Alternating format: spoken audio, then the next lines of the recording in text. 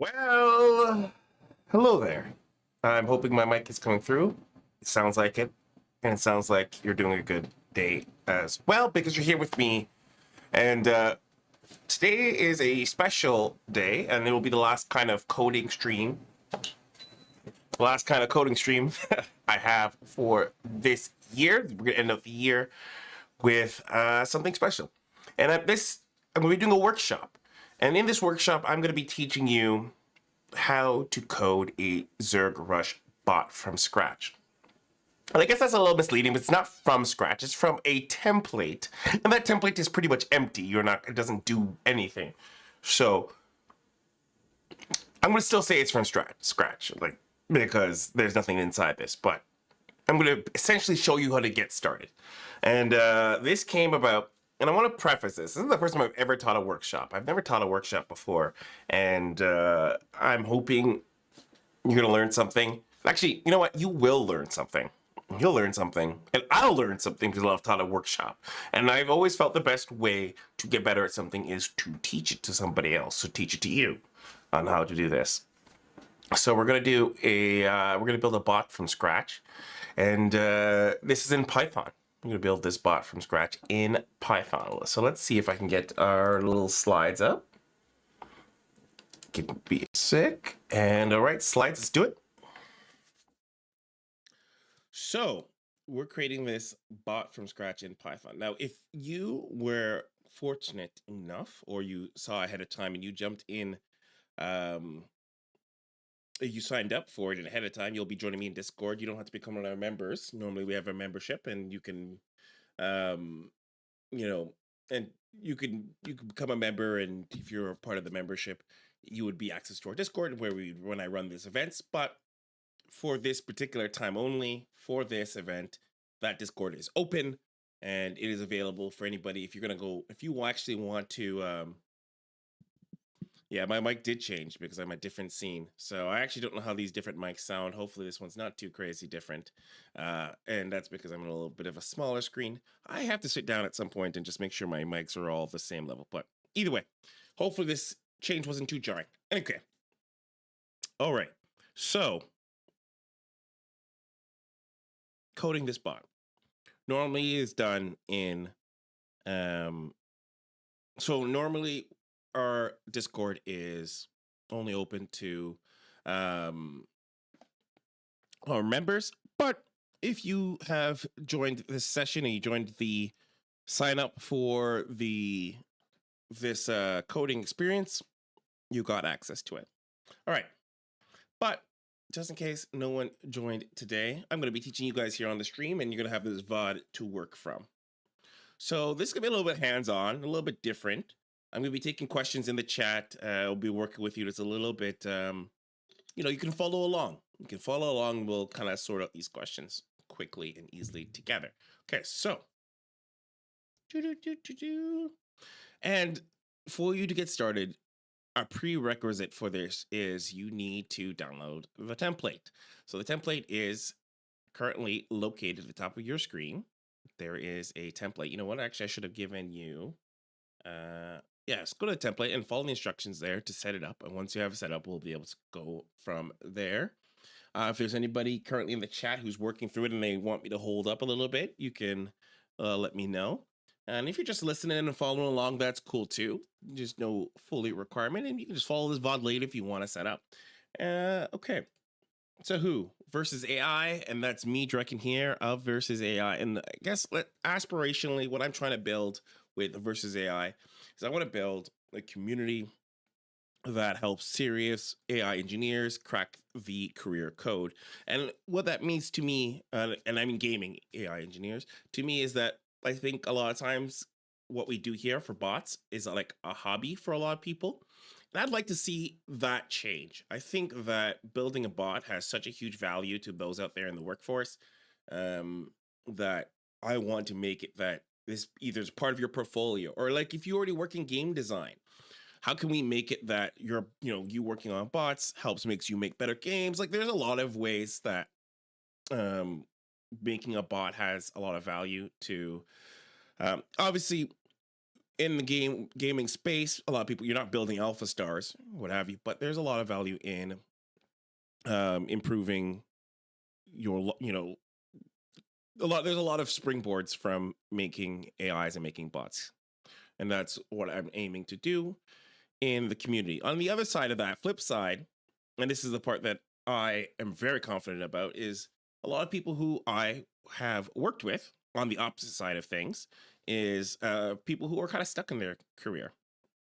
And a lot of people who get stuck because maybe they got, you don't know how to pass that interview. You don't know how to pass that, those soft skills, right? I'm going to help you and coach you on that. And that's some of the stuff I'm looking for 2025 to really build out, is to help you guys specifically. I mean, this stuff applies to anybody who's job looking, but I personally want to help people who are in this space, help pass those kind of soft skill jobs, soft skill interviews. And in the next new year, I'm going to be setting up a bunch of, we're going to be doing breaking down some resumes, making sure it's ATS compliant. Same thing with doing some mock interviews and practicing. So I've actually have a ton of experience in the gaming space, 10 years total. And so those of you who are looking to maybe get and pass some interviews in the gaming space, I can help out that.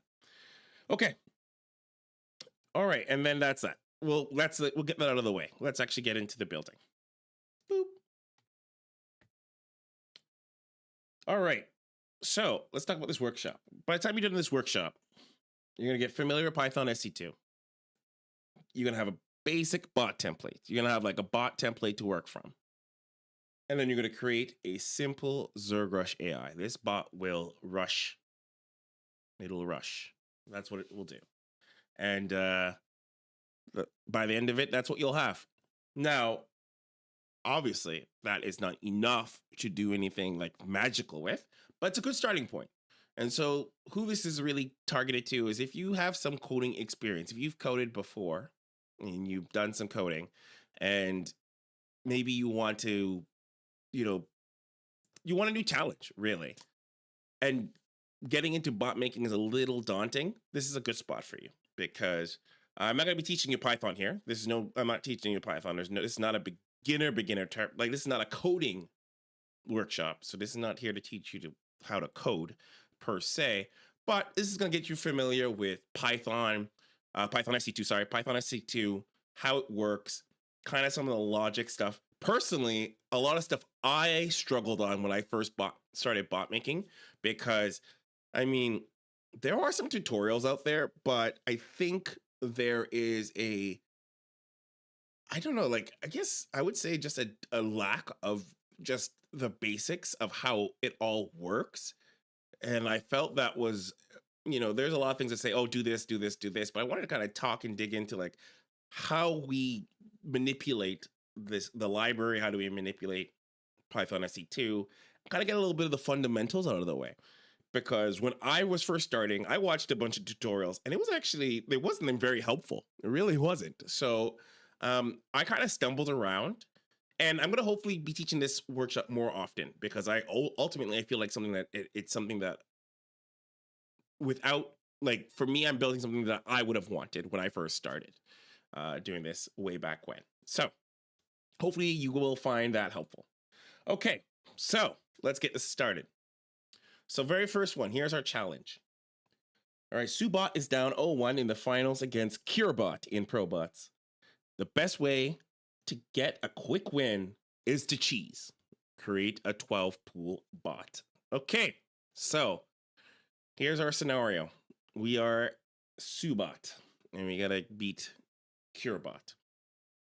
Okay, so let's get started. So I'm gonna try this. You're gonna bounce back and forth between the coding aspect of it, and we're gonna get.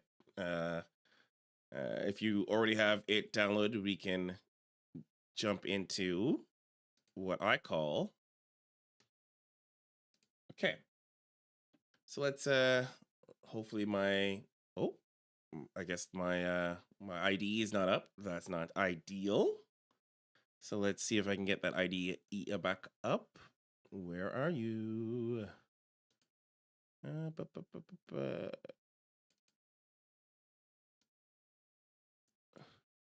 You'll have to bear with me while I discover where to my why am I oh, it's because it changed. There we go. Cool. Okay. So here we go. IDE. And so this is kind of where you start off on your template. You're going to want to rename. Maybe we can get in here a little closer so we can get a little bit of a... Oh, I doesn't want to zoom in. Control. Ooh, okay. The Control Plus. Ooh, that's too big. Okay. We'll kind of do it like that.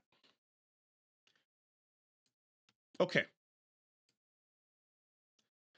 All right. So you got your actually a little bit closer so you can see. Let's get some music in here. I feel a little uncomfortable without music. It's I just like to feel a little chill. So let's get a little music in here. Okay. Okay. So if we go back to our first start here, is you got to, first things first, we got to bring in, the library stuff. So I guess I don't want to get too basic, but like obviously you're gonna want to import libraries, and in the libraries we'll pull up the different elements of Python SE2. So the first part here is from, actually let's see, how basic do I want to get in here? Okay, well, let's just say the most important part to pull from this is unit type ID, because in unit type ID there are many of the different elements of what units there are, what buildings they are, and we need this basically to start. This is an important element. You'll find that there are others after this, but for today we'll focus specifically on unit type ID. This is what you'll want to put in. So can I copy paste this straight from this? Nope, that is not. Oops, I jumped 3 ahead. That's fine. I have a different version of that. Okay, so let's go back to our, oh, that was a little of an extra transition, not necessary. Okay, so well, let's bring it in. So let's say from, and you know what, it's not cheating if you have a AI who will help you fill this stuff out. I highly support and endorse an AI with to help. So if you got Copilot, I personally am using Codium, but Copilot I found was really good. Codium because I just didn't want the extra cost. It's free and it does it just fine. I also, in Codium, I will reference the library so that it'll pull it from it. And something else to keep in mind, I'm very self-taught, so if I don't use some of the correct terminologies, please forgive me, don't be too hard on me. One of the key things about this channel, my sessions in general, is like, be easy on each other. Help, correct, support, no need to tear it down. Okay, so we brought in the library, and again, this is my first time I've ever taught this, so please, again, I'm trying to improve, I want to help, and we'll go here. Oops, do not do that. Okay, so we've imported the library. Okay, so we've imported the library. Let's talk about the next part. So Subot, our new Subot. Oh, do I want to call him Subot? Let's call him Subot. Let's do that. We'll change his name to Subot. So this is where you actually can change the name right here. And this is where you change the race. It's Zerg already, so we don't have to go too far. We already have the Zerg element of it. Okay, let's go back to our... So if you're familiar with Zerg rushing, the first thing you need is a spawning pool. Number one thing you need is a spawning pool. Again, this is not, I guess prerequisite for doing this, you need to know a little bit about StarCraft 2. You don't have to be I want to preface, you don't have to be actively playing or a player of StarCraft 2. You don't have to be a pro at StarCraft 2 to build a bot, but you do have to understand a basic element of how StarCraft 2 works. And that's beyond the scope of this workshop. I can't teach you StarCraft 2 here, but suffice to say, you're going to need to use this building, the spawning tool. So I guess now in hindsight, I'm going to maybe make notes that, I'm going to have to link people to a primer on how StarCraft 2 works. But I'm going to assume you all know StarCraft 2. So you need a spawning pool. You want to build here, you need a spawning pool. First and foremost. So let's talk about how we're going to build this spawning pool. Let's get back to our... you know what? Let me get my... Sorry, let me get my... I actually have a... Can I do this? Can I just use my... Boop. Perfect. I'm hitting things manually when I have a stream deck, and that is not... That's like silly when you can just click buttons and make things easier. Okay, so when you're building a bot, things happen in this place called on step. You know, I can't tell you the technical elements of this. This is beyond my own mind, but essentially everything runs in this rotation. And when a step occurs, whatever is in here happens in the order of which it's done. And so, you know, I'm sure someone will eventually tell me like how many frames and steps equal what, but I don't know that technical aspect. But what I do know is that everything we're going to do is going to happen essentially on step. And any of the things that we want to do, we're going to pull and put here on step. So all the stuff before on start, all that stuff, you can pretty much, once you've edited the name of your bot and its race, you don't really have to start doing anything there. Everything here is going to be under on step. Okay. So like we said, first thing you're going to want to do is you're going to want to build this spawning pool. So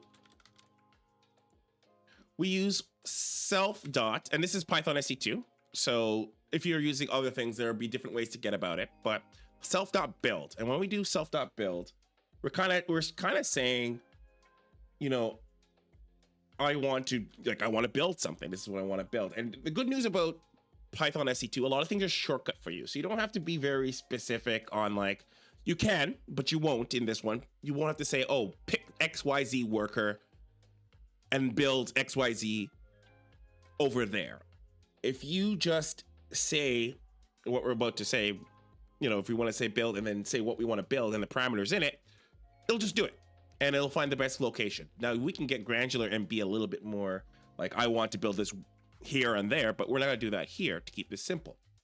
So self.build, and then we're going to go unit type ID. Remember, we pulled up unit type ID before. We needed that. This is how we're going to find it. So unit type ID.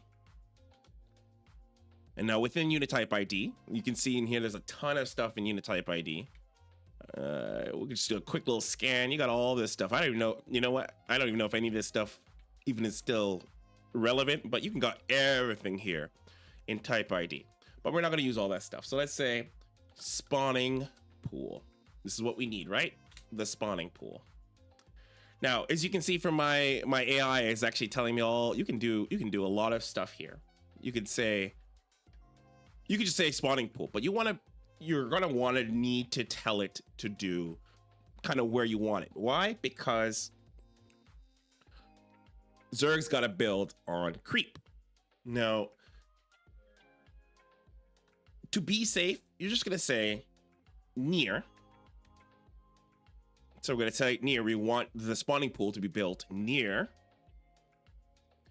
And so as you can see, it's actually suggesting self.structures unit type ID hatchery random, which what this means here is it's going to build near a random hatchery. We don't want to do that, but I want you to see that so you understand is what it's saying at this is like, okay, well, let's build, you know, I want you to like, you know, build it near a random hatchery. Now, since you only have one hatchery, because it's at the start, you'll obviously build it at that random, you'll have only one. So your bases are in shortcutted through what's called town halls. So we're not going to do structures unit type ID. Instead of writing out this really long thing, I'm going to say self.town halls, which is what your bases are, town halls. Instead of saying that big long string of stuff, we're going to say town halls. And then we're going to say the first one, the first town hall. All right. Now, I just realized, so good thing I'm going to have to do right now is because I think I am currently in a virtual. I think I'm in a. Oh, okay. We need to. Whoop. There we go. Ha. All right. That was my first mistake. I did not indent. So yes, once you're on step, make sure you're indented once. That was my mistake. Make sure you're indented once on step. Those of you obviously who are coding would have known that. I'm trying to teach at the same time as figuring stuff out. So there you go. First things first. Really simple, really easy. Just a recap of what we did here is self.build. I'm gonna actually hover over this part so you can see. There's actually a couple of parameters we can put in here. So build, and if you do this in most stuff in Python SE2, if you just hover your mouse over it, you're gonna get a bunch of. I'm just making sure it catches on stream. You get a bunch of things that tells you how you can modify this. So as you can see, there's the near. That's what we got was near. And the first part is the building, right? And it reminds you that that is a unit type ID. So the building's a unit type ID. That's what we did. And then we use the near, which you can say what you want to do, and that's a 0.2. Actually, did I have to import part 0.2 in here? Did I import that already? Just double check. Nope. Okay, I guess not necessary. Good. Anyways. And then you can, you know. Oh, yeah. Pablo, you're jumping ahead of it. Okay, but anyways, Pablo is keen. I got some bot makers in the chat. They're gonna jump ahead a little bit, but don't worry, we'll all work together. Okay, so we have options to max distance. We can choose what worker. See this? You can build worker. You can choose which build worker. And you can see here on this is kind of like the default. This is what it's already set to, but you can choose what worker you want here by go build worker. So you can choose random alternative. Actually, what is it doesn't explain random alternative. Actually, I don't think I've used this. And then placement step. So this is actually, if I remember correctly, this is like, you know, what step of the game to place it on. So you have a couple of options here, but we're going to keep this scope very narrow. We're just going to say near and random, but that's good for you to know. Hover over and you can see the, you know, the different elements you can do here. Okay. So as Pablo said, that's not, it's not enough. That's not enough because there's a couple things we have to figure out here. So when we built that spawning pool, we're like, hey, we want to build this spawning pool. There's a couple things we're going to come to run into a problems because that's gonna fail. And first we want to tell it though, because that spawning pool, each time it goes around, every time it goes around, it's going to want to do it. Because remember I said on steps, so every time a step happens, it's going to go around and around and around on each step. So if you see here on each step, if like on step one, it's going to want to build a spawning pool. On step 2, it's going to want us, this is the command, build spawning pool, build spawning pool, build spawning pool. So this is going to go on forever. Like it's going to try to do this forever. And so that is not ideal. That's certainly not what you wanted to do because you only need one spawning pool. We only need one spawning pool to get Zerglings. And so I guess if we're working backwards, we need to get 12. We need to get, if you remember in our challenge, go back into our challenge. We need to create a 12 pool bot. 12 pool being that the bot will make 12 Zerglings at the time that the supply is at 12. And again, I'm speaking very StarCraft 2 language. Hopefully you're a StarCraft 2 person who understands. Our bots gotta go and do, you know, at a 12 pool. So that means before we can do this, we need to say, I only need one spawning pool. I only want one spawning pool, and I want those spawning pool to happen when we have 12 supply. Only once we reach 12 supply. So let's go back to our code. I guess the first thing, easiest things,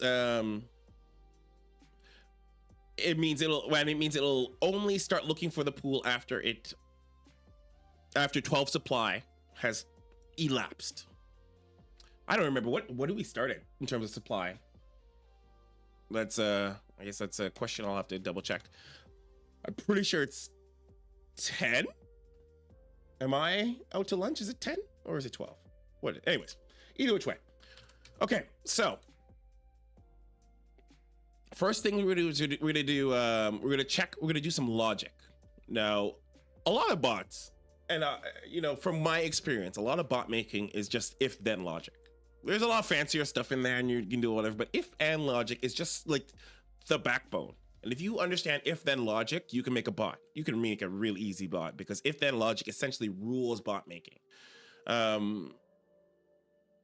I'm obviously simplifying it, but like, you know, for you to get started, you really just need to know if-then logic.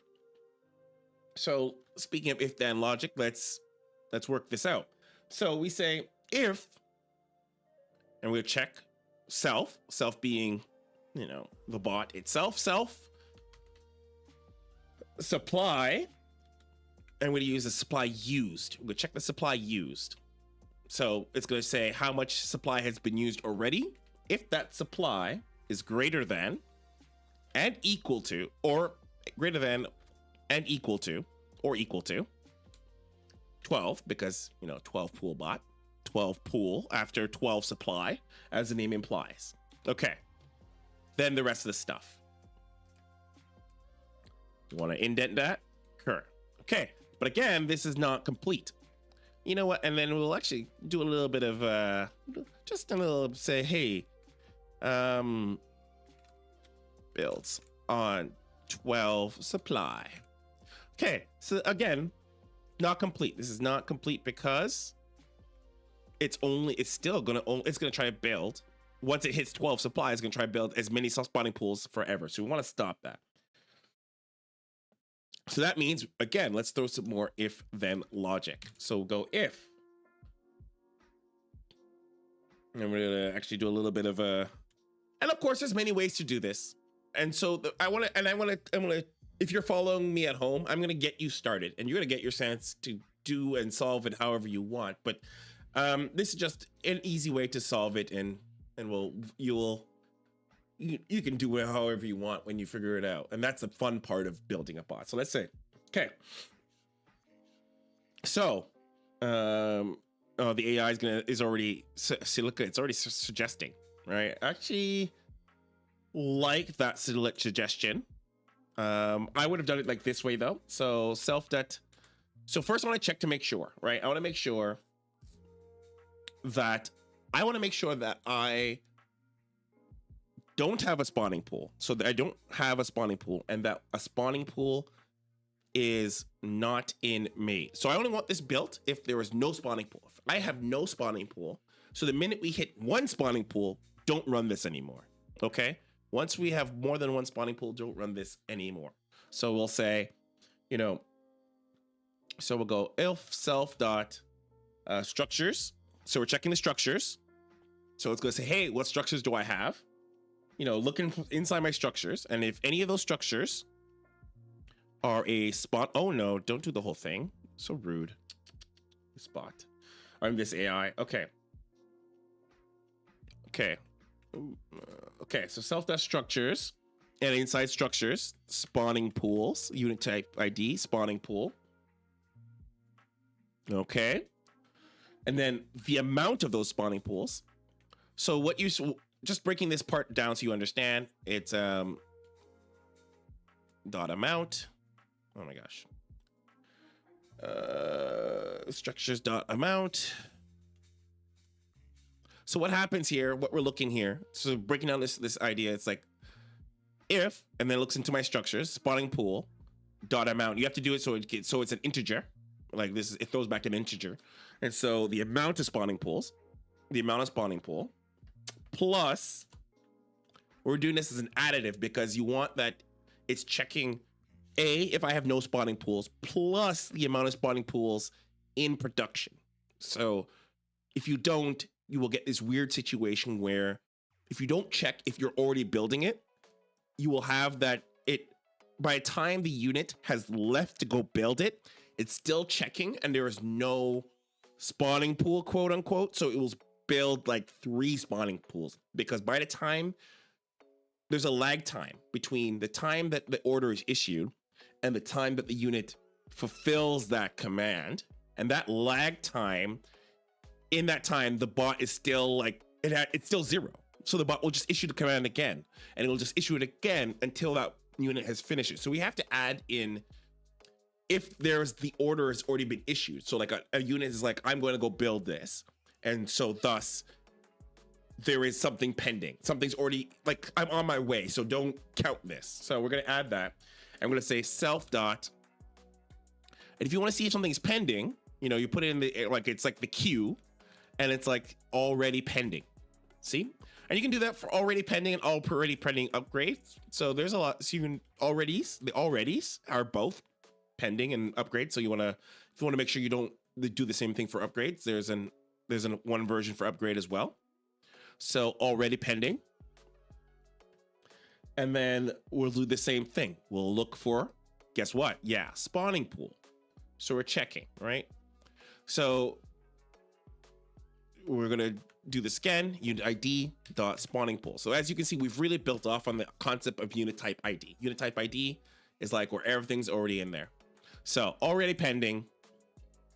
We're checking inside. And we essentially want to say, hey, you know what? If any of these things equals like 0. And then do this stuff. If it's 0, then do all this stuff. We gotta indent this again. So we're like, okay. Oh, I think my my head is blocking all this stuff. So I'll do a little of a skim. And you will see some people in the comment talking in the chat about already pending. It can be a little tricky. I personally have always used already pending because already pending is kind of like a queue. So the bot will check what's in the queue of stuff being done. And this is how I've always thought of it. And it will add them as an additive. So again, best thing about bot making, I don't find there's a lot of flexibility in how you want to solve a problem. So this is just one way. Don't take me as a definitive Bible on how this can be solved, but I'm going to show you this so we can walk through it together. And if you want to do this on your own, you can follow along and then you can play around it and solve it a different way. So back to this is, okay.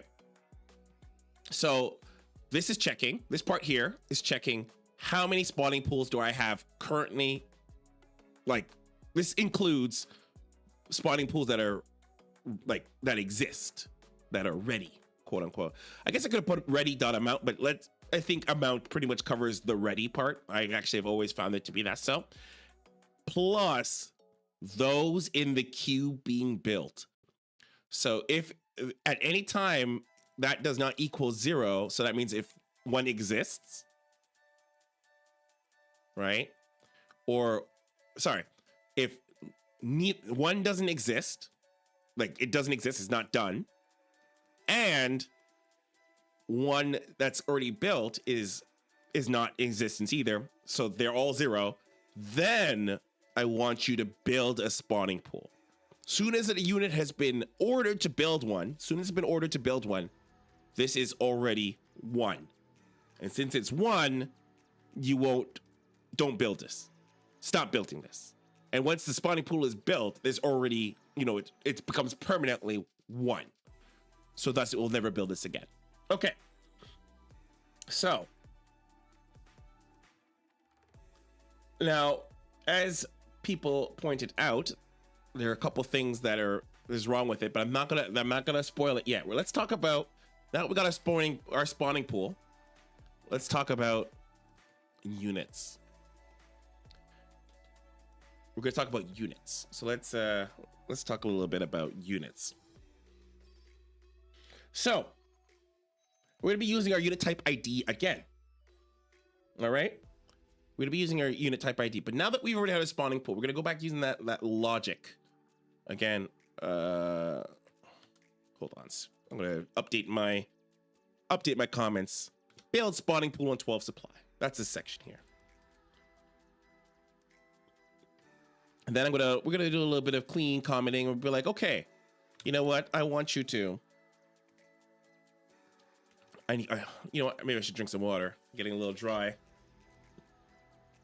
Okay. And if you're following along, make sure if you download it, like it's pinned comment at the top of this chat. If you've already downloaded and you're following me along and you have troubles, if you have questions, drop it in the chat. Let me know, and we'll work through that. And I'll try to help you the best I can.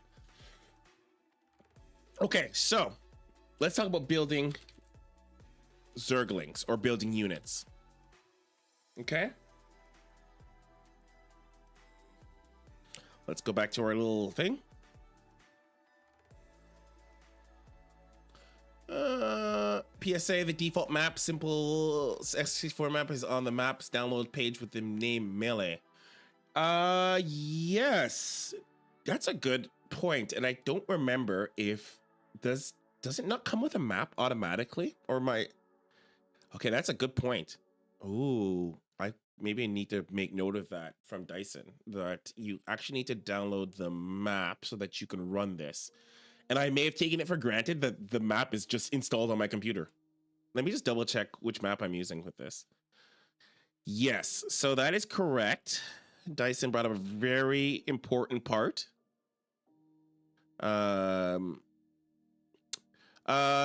If someone can throw it in the chat, it's actually really important. And I apologize, I don't think I ever put that in any of my documentation that you need to download the map. Yeah, I don't know if, and hopefully you can, because there it is, simple S64. That's a default map, and that's actually, I don't believe it comes with the actual bot. So that is something that I will need to solve. Sorry, I actually didn't have the right screen. I don't know who can post in the chat. They might not be able to, because I don't think you can post links in the chat unless you're a channel member, if I remember correctly, just because we had a lot of spam bots in the past posting stuff. So I will look that up, and I'll get that from people on Discord or something later, and I'll make sure that's located. But it is important. So actually, you know what's so important? I am going to see if I can find it right now, because that will be very difficult for you to actually make this work without the right map. So that's a good point. Thank you guys for pointing that out. You need the right map.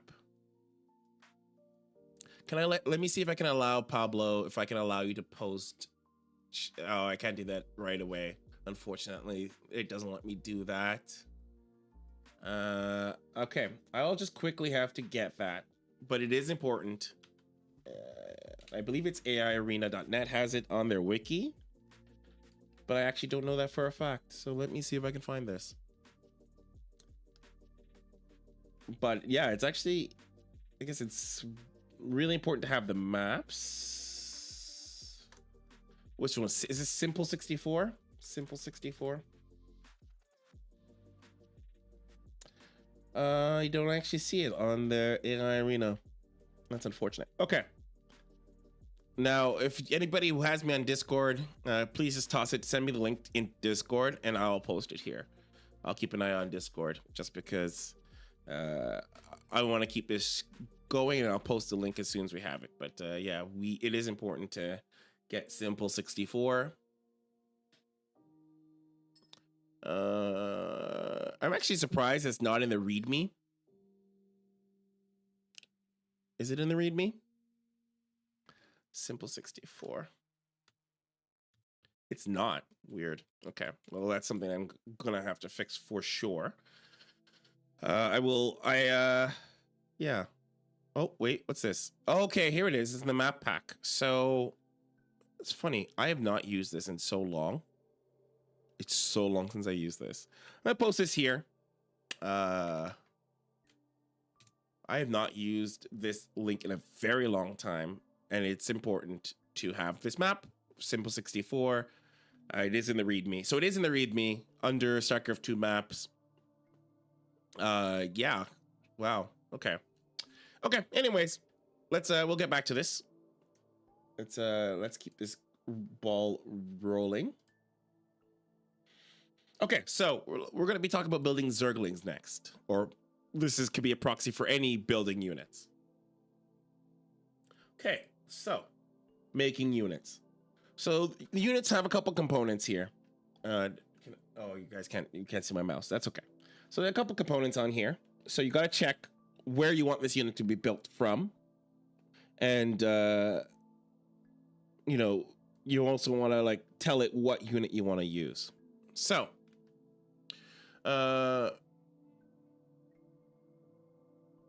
let's build some units together. So let's say, okay, so we want to build units. We want to build Zerglings. Just like we have in logic before, you want to have we're going to use a similar logic as we did with buildings, right? We don't want to build, we don't want it to build Zerglings if there is no spawning pool. That's the kind of criteria. This is like the criteria to build Zerglings, is that the spawning pool exists. If there's no spawning pool, then don't build no Zergling, right? So we're going to say first, we're going to say, hey, if in our structures, self.structures, you know, check inside our structures, and inside those structures, the unit type ID spawning pool is ready, and you'll find this word is very important, ready. And what ready means is that it's done. It's not pending. This is important, as opposed to when we had amount, where it said spawning pool dot amount dot ready. It says that this is finished. This is finished and it is ready to be used. So dot ready.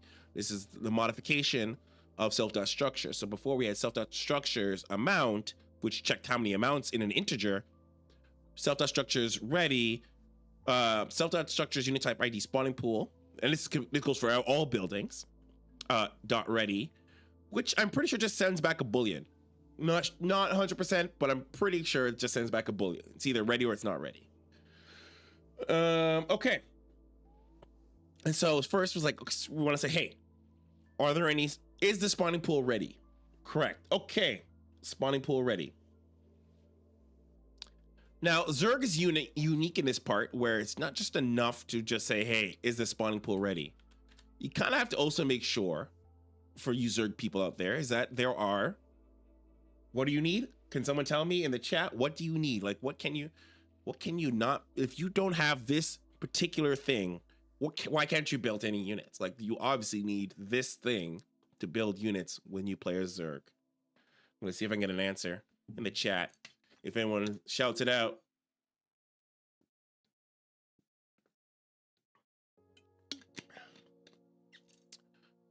Nobody knows. Bueller.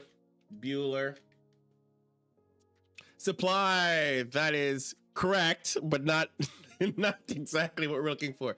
You need larva. You cannot build larva in Zerg units. You can't build units in Zerg without larva. Overlord's so smart. Okay, but you need larva.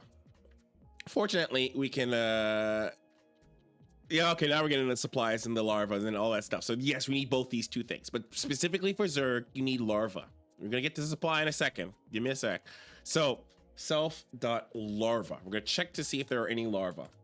And you don't have to check any particular amount. You just wanna make sure that like there's larva exists. It's fine. As long as there's larva, we're good. Okay, so we're checking for these conditions. These conditions must be true for us to go forward. So as long as we have these, both larva and spawning pool, we will be able to build. So let's say, okay. Let's say, hey, I want to build larva. I want to build, right? I want to build Zerglings. Now, this is what I'm going to introduce what I need to you. Yeah, you guys are all ahead of me. Don't worry. I've thought this. I thought it's true. Don't worry. Okay. So let's say we have a spawning pool and it's ready, and we have the larva and it's good. We're going to say, hey, I want to train. I'm going to use self.train, which is again a shortcut in Python SC2. Actually, I don't remember what the long version of this is. There's actually it's like self.train actually is a shortcut for a longer version of something. I don't actually, will it tell me what it is? It does not. Oddly enough, it does not tell me what the longer version. And you don't really need to know the longer versions from these shortcuts. You just need, like, as you can tell, I don't memorize what the longer version of these shortcuts are, and ultimately you won't need to know either. But if you change off of Python SE2, if you use other frameworks or whatever, it's good to kind of maybe get a good sense of maybe the base, because sometimes a lot of the frameworks build their own types of shortcuts, and they don't always tie back into Python SE2. Sometimes they just use the library as the base. Like, for example, Eris uses Python SE2 as the base and builds on top of it, has its own forms of shortcuts and whatnot. Now, obviously, Rasper might tell me I'm not making that up, but that's how I've understood it. Okay, so self.train. And so you can see, I'll do a quick scan. I'm not going to spend too long on here, but you can see it has you need to give like what the unit type. What are you asking it to train? And then you have some couple of modifiers, the amount, where do you want it closest to, and then train only in idle buildings, which is default true. Obviously, I feel like I don't know a time you would not want to train in. Oh, actually, that's not true. You might want to queue. So if you put this to false, would allow you to queue. So what this means here, train only in idle buildings, it means it'll basically only build if there's nothing being built. So it'll just be like just in time to build. But if you want to queue it up, you like to ignore that and like do as a queue, you can turn this off and say false. And then closest to, where do you want it to, like what units and where do you want them to build? Okay, so like train, we want Zerglings. So unit type ID, and inside the unit type ID, as you can already see, it's hinting, we want to use Zergling. That's where the unit is. Unit type ID has all this. It has both buildings and units. Okay, and then the second part of it is like, how many of these do we want to build, right? Like how many? Right? So the amount. How many building? And you might ask, someone might ask, do I have to put like unit type and amount? You can. If I'm pretty sure, like, you don't have to. I find it's unnecessary, so you could do amount and then the actual number and then closest to and then just like how you saw what I did with near. See how I put near equals self.town halls first. I guess I've found sometimes I don't like to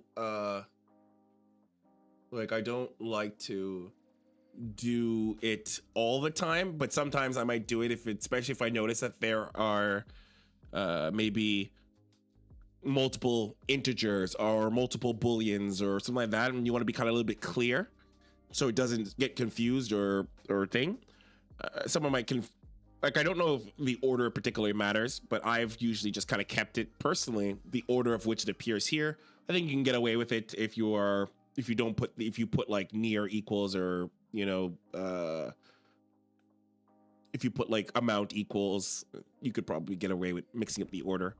I have, for sure. Okay, so as someone pointed out, obviously supply is a concern here. So we're gonna use this number. The number we're gonna steal from is actually whatever larvas we have. So self.larva, and we need this larva to come back as an integer. So we're gonna say amount. So the amount of whatever amount of larvas that exist at this time, whatever larvas we have. If we have 3 larvas, that means you're gonna make 3 Zerglings, or 3 Zerglings worth of larvas. And that's what we're gonna use it here. This could be a 2. You could put this as a 3. Whatever you want. It could be a static, but I'm going to make it a little bit I'm going to make it like pretty variable in the situation by putting the self.larva. And so just to break that down, self.larva, this is the amount of larva. This is larva, so it checks all the larvas. And then using .amount makes it pass back an integer. So it's a number. Okay, so whatever the amount of larva at the time that this ran on step, that's how many Zerglings we're asking it to build. And this can be replaced with a finite number if you so choose. So this could be like 3, or, amount equals 3 Zerglings, and it will do it. Obviously, though, if there's no larva If you don't have enough larvae, that actually will probably cause the bot to break, because you're saying, hey, build 3, but I don't have 3 larvae, and it will die.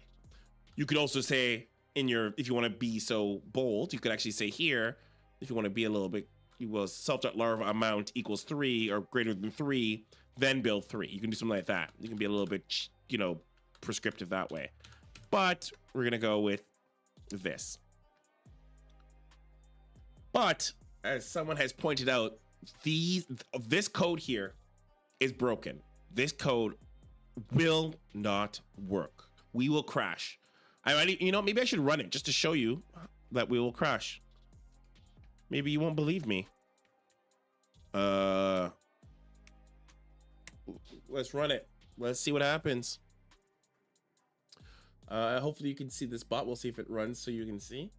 But as many people have pointed out in the chat, this bot's not going to run properly. And if you're new, I'd like you to guess. Don't get the answer from others. Maybe you should guess. It would be good for your newbies out there to try to guess. I don't know if we have any newbies in the chat. I saw Endersoy. I know he doesn't build a bot, so maybe he'll guess why this bot will break as soon as it gets a chance to load.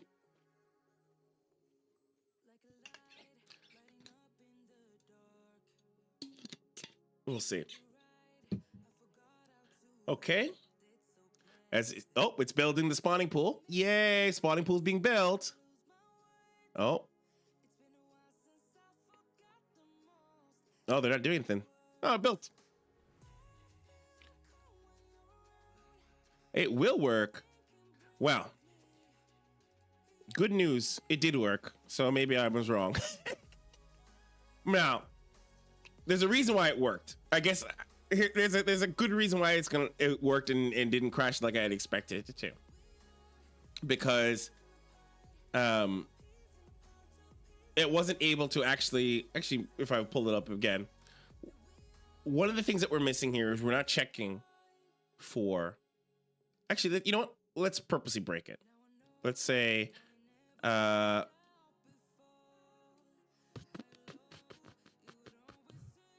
let's say, what's a good way to just break this bot to prove my point? Spawning pool's ready and we have the larva.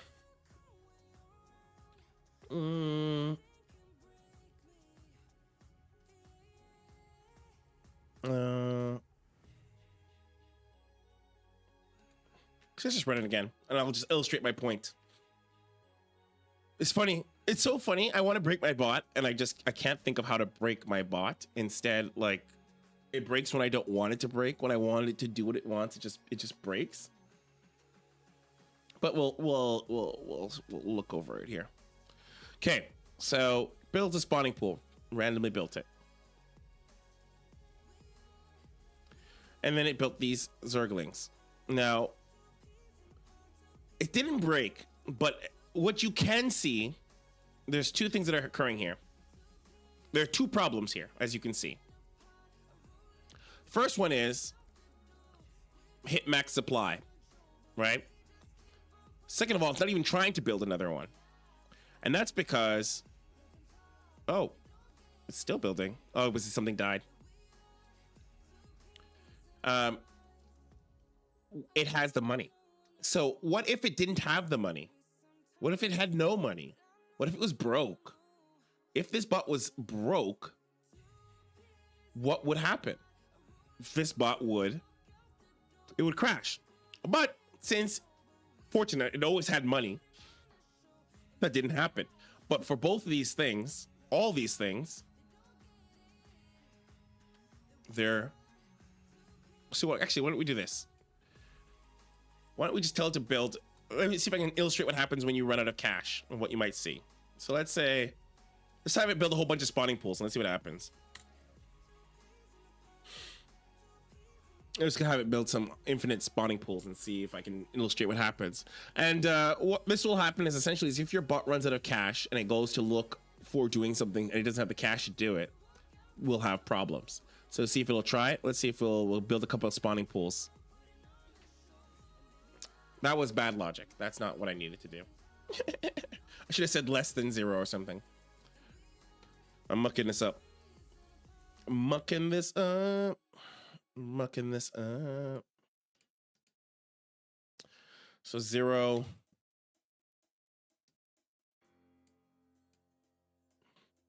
Shouldn't have been. If I wanted to check if the amount of pending is less than, let's say, less than 6 spawning pools.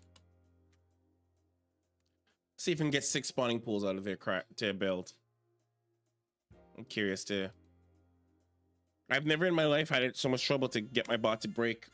Then again, never try to break it deliberately.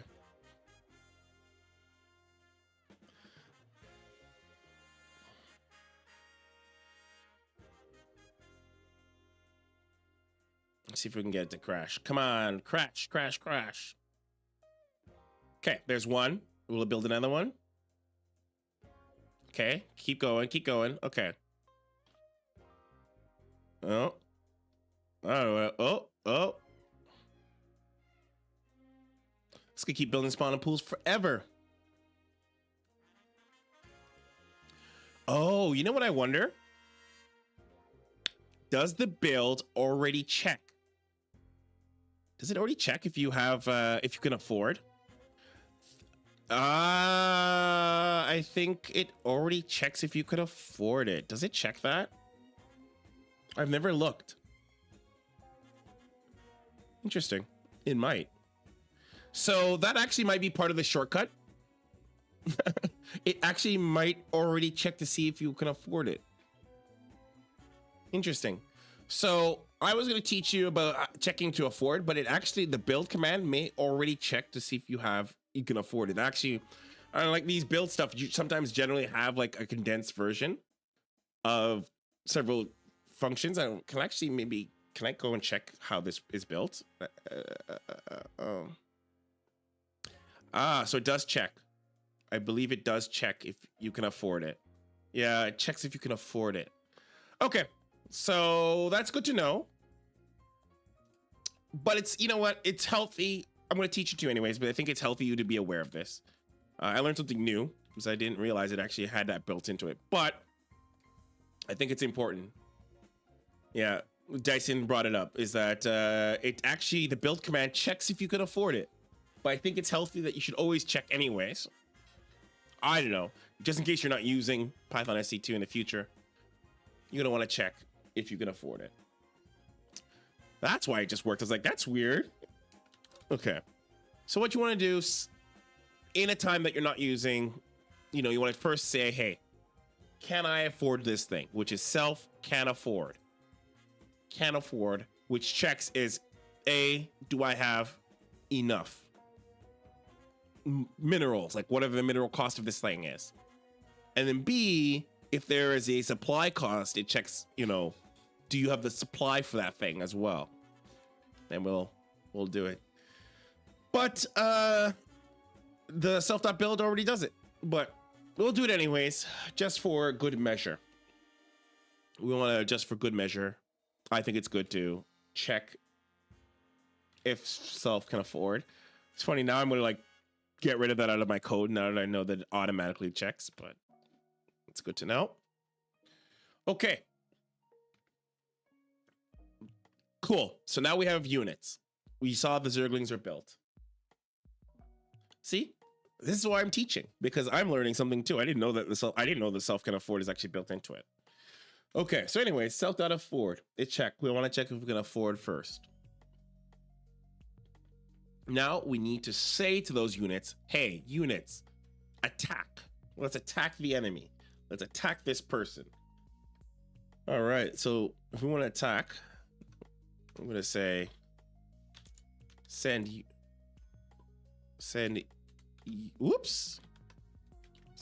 units to attack. Okay. So we're gonna shake it up a little bit here. And so first we're gonna check if the Zerglings are ready, because you don't want to tell it to send units that don't exist that attack. So we'll say if self dot units Zerglings, not Zergling, sorry, Zergling. So if like we have even one Zergling that is ready, so that means it's born, it's good, it's ready to do something, it's not doing anything. Well, sorry, we're not checking if it's idle, we're just seeing if it exists. So if that Zergling exists somewhere, one or many, we're gonna do a loop. We're gonna do a for loop. And in this for loop, essentially what we're gonna do is we're gonna go through, we're gonna give the variable Zergling. Maybe I should call Zerglings. For Zergling. So each Zergling, for each Zergling in self dot units. So it's gonna check all the unit type ID Zerglings, all of them. I guess you could do idle as well. Do I want to say idle? So like Zerglings that are not doing anything. Yeah, let's say, why not? Oops, you did everything for me. Don't do it yet. Wait. So we'll say like if the Zergling's not doing anything, if there's a Zergling that it's not actively doing something, like it's born and it's like just sitting there, no one's issued it commands for each one. So it'll go through the Zerglings that are not doing anything and it'll issue them this command. So we'll pull the variable, which is Zergling. See how it lights up? So we've activated the variable Zergling. And you can essentially, there's a couple ways. Okay, maybe I'm trying to think of how to break this into a different, I want to break this into its fundamentals first. Because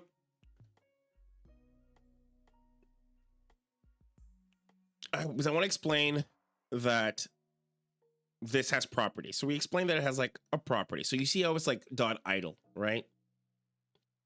You can attach dot idle, but you can also like attach the different properties. So all we're doing is we're kind of like putting the Zergling in this variable, and we're like, okay, giving that Zergling, you have that particular Zergling in the loop or in the for loop, and we're like, okay, issue it this command, that Zergling in the loop, issue it this command.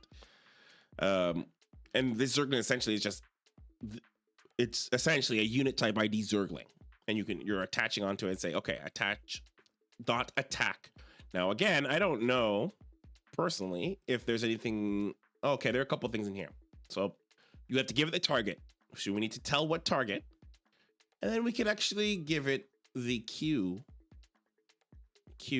property. But we're just going to tell it the target. We don't need to do anything fancy. And we're going to say, hey, attack. And now these ones here are, this is essentially a lot of much similar to where is it? Self.supply used and whatnot. You can actually check a couple of certain things that are just built into the API of the game. And then one of these things is the enemy location.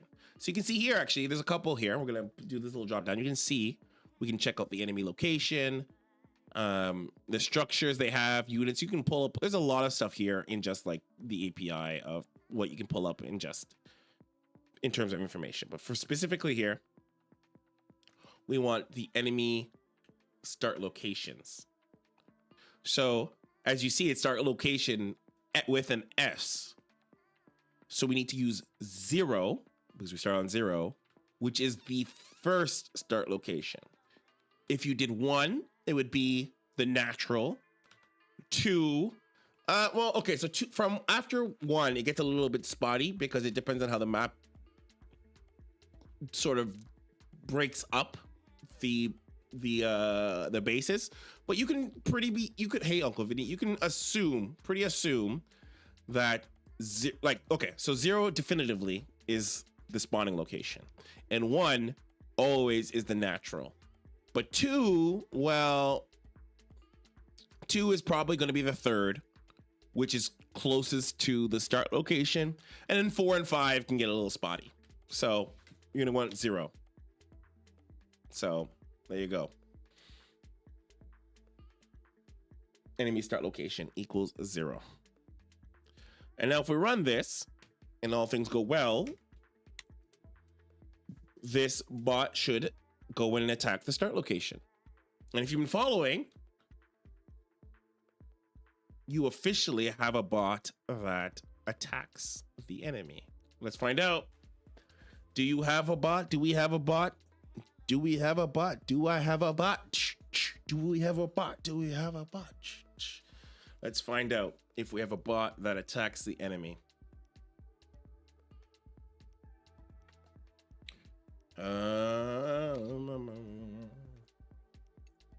Okay, it's building the spawning pool. And then it built. Okay, there we go. Look at that. And then it attacks the enemy. And it died, but it attacked the enemy. And so keep doing that. All right. Perfect. So eventually it's going to win. Like, or actually maybe it won't eventually win. Okay, it will win. Maybe. I think this should win. Like, eventually. I mean, man, this NPC is persistent. I mean, I feel like it eventually should win. Like, okay. All right. That was a little worrisome. All right. So we won.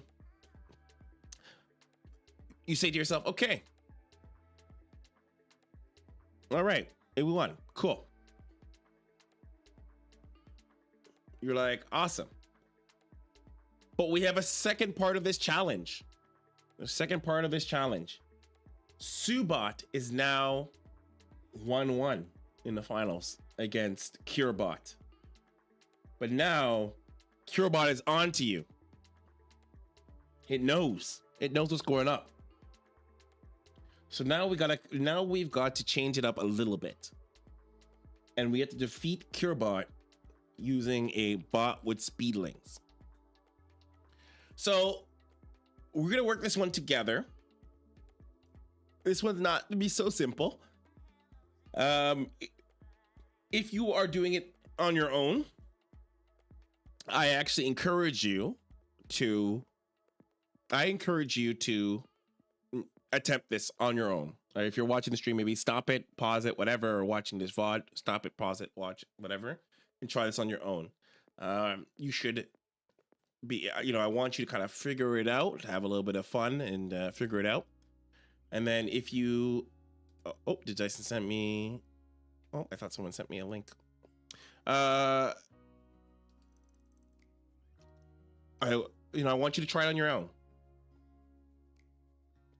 I want you to give this a shot. Try this challenge on your own, and then we'll work on an answer together. But I think it's much more important for you to try this without getting the answer. Now, if you, like I said, stop this VOD and do this by yourself. We're gonna give it a little bit second, and then afterwards we're gonna try this later. So if you get stuck, you can watch the rest of this VOD and get the answer for that. Or, but don't spoil it for yourself. I think it's really good. I think it's really good that you try to attempt this yourself, try to make your own, solve this problem on your own. Because that's the best way you're gonna learn. Okay, for the rest of us, we're gonna try and solve this ourselves. We're gonna defeat CureBot with a Speedling Rush. Okay, so let's talk about how to get a Speedling Rush going. Okay, so let's talk about how to get Speedlings. So a couple things about Speedlings. We need a upgrade. We need the upgrade for Speedlings. And I guess, you know what, let me give you guys a little, I'll give you a hint, especially if you're, you don't know where to start. Let me give you some hints. This is important. So let's talk about what do you need for Speedlings. We need gas, first and foremost. We need to get the upgrade Speedlings. Yes, so we need the upgrade Speedlings. And what else? So, and I want to tell you, I'm a Protoss player, so I don't, I'm learning with you as well. So we need the speedlings, we need the buff, we need the ability, or sorry, not the buff, the upgrade. So let's we'll import some stuff here while we're working on it. So from the library. So we need the ability ID, which I think is where we will find the actual, so much similar to unit type ID, ability ID holds spells. Not that I think, maybe that might not be necessarily important for this specifically, but I think it's good for you to know. So let's do the upgrades. So we'll definitely need upgrades. So from, oh, and keep an eye here. Notice how it said ability, sc2.ids.ability ID. So this might be a good time for me to introduce a lot of the other stuff, even though we may not use all this. I'd like to introduce some of this stuff. So let's maybe introduce them one by one. So, buff ID. You can use this, I believe, to check if units currently have a certain thing on them. So you could check if your unit has, I'm gonna hopefully I don't butcher this correctly, but like if the unit has a certain property attached to it. So if I'm understanding this correctly, I'm gonna say it because I actually haven't delved into this part specifically, but buff ID, for example, you can check if your unit has, what's a good thing that's been done to it. Maybe slowed or whatever. Ability ID is all the verbs. So the things that the units can do. Buff ID, I'm pretty sure if it has, I think you can check if the unit has like +1, you can check like if upgrades are the actual upgrades, if I remember correctly, the buff ID is kind of, it has things on it. We'll explore that a little bit later. The one that is what we want is the upgrade ID. So this is the upgrade. This is where we'll find the speedling upgrade is in upgrade IDs. Okay.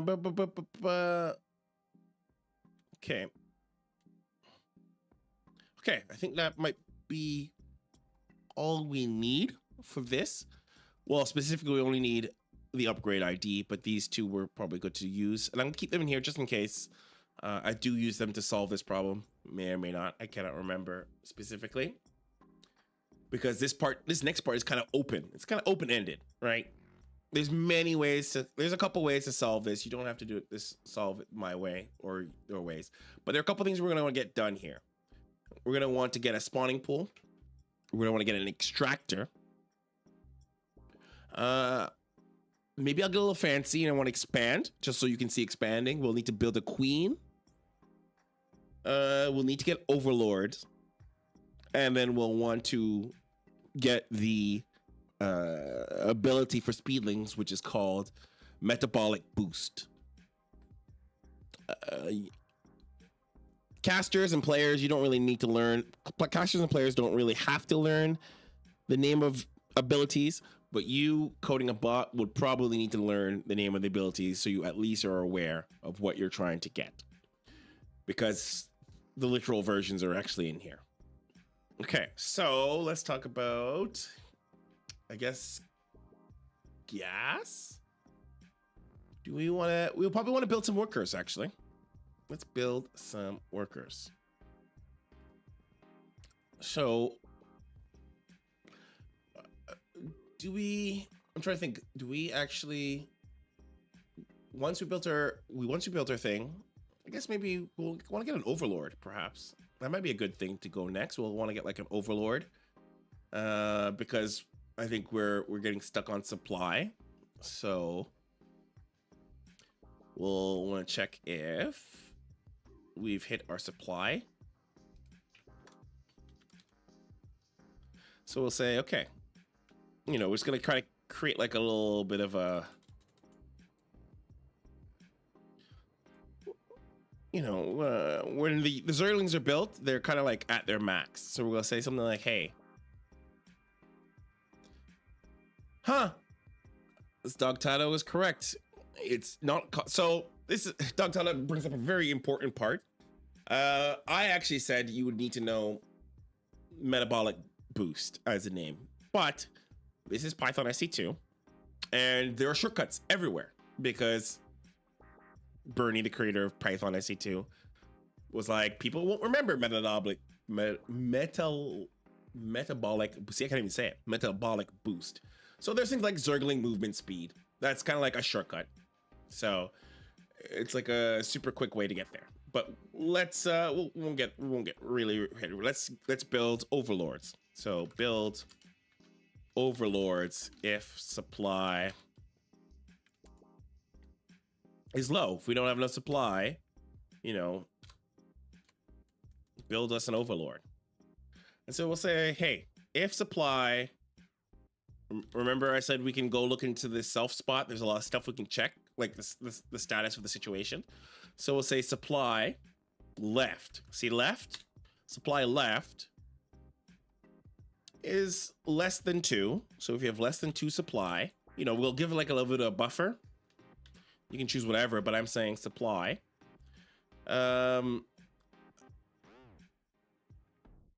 Do I want to test not asking if self can afford? I'm going to test that because it seems like self.train actually does all that stuff. It's so magical. Anyways, so we're going to say that, and then we're going to go, oh, and we're not already building. Remember, already pending, self.already pending overlords equals 0. So it's checking here, make sure there's no overlords that are pending. We're not already building an overlord, so don't build me a new one if we don't. And then it's saying self dot can afford, but we're gonna actually try not to do not afford. I should be teaching you properly to do that, but I mean, I'm trying to be a little bit less redundant, to be honest. So, oh, that's not being an if. So that should be the, sorry, not an if. Self dot train overlord. So I'm a little bit of a paranoid person when I build. I like to double check each little thing and see, hey, did that work? So let's see if that worked.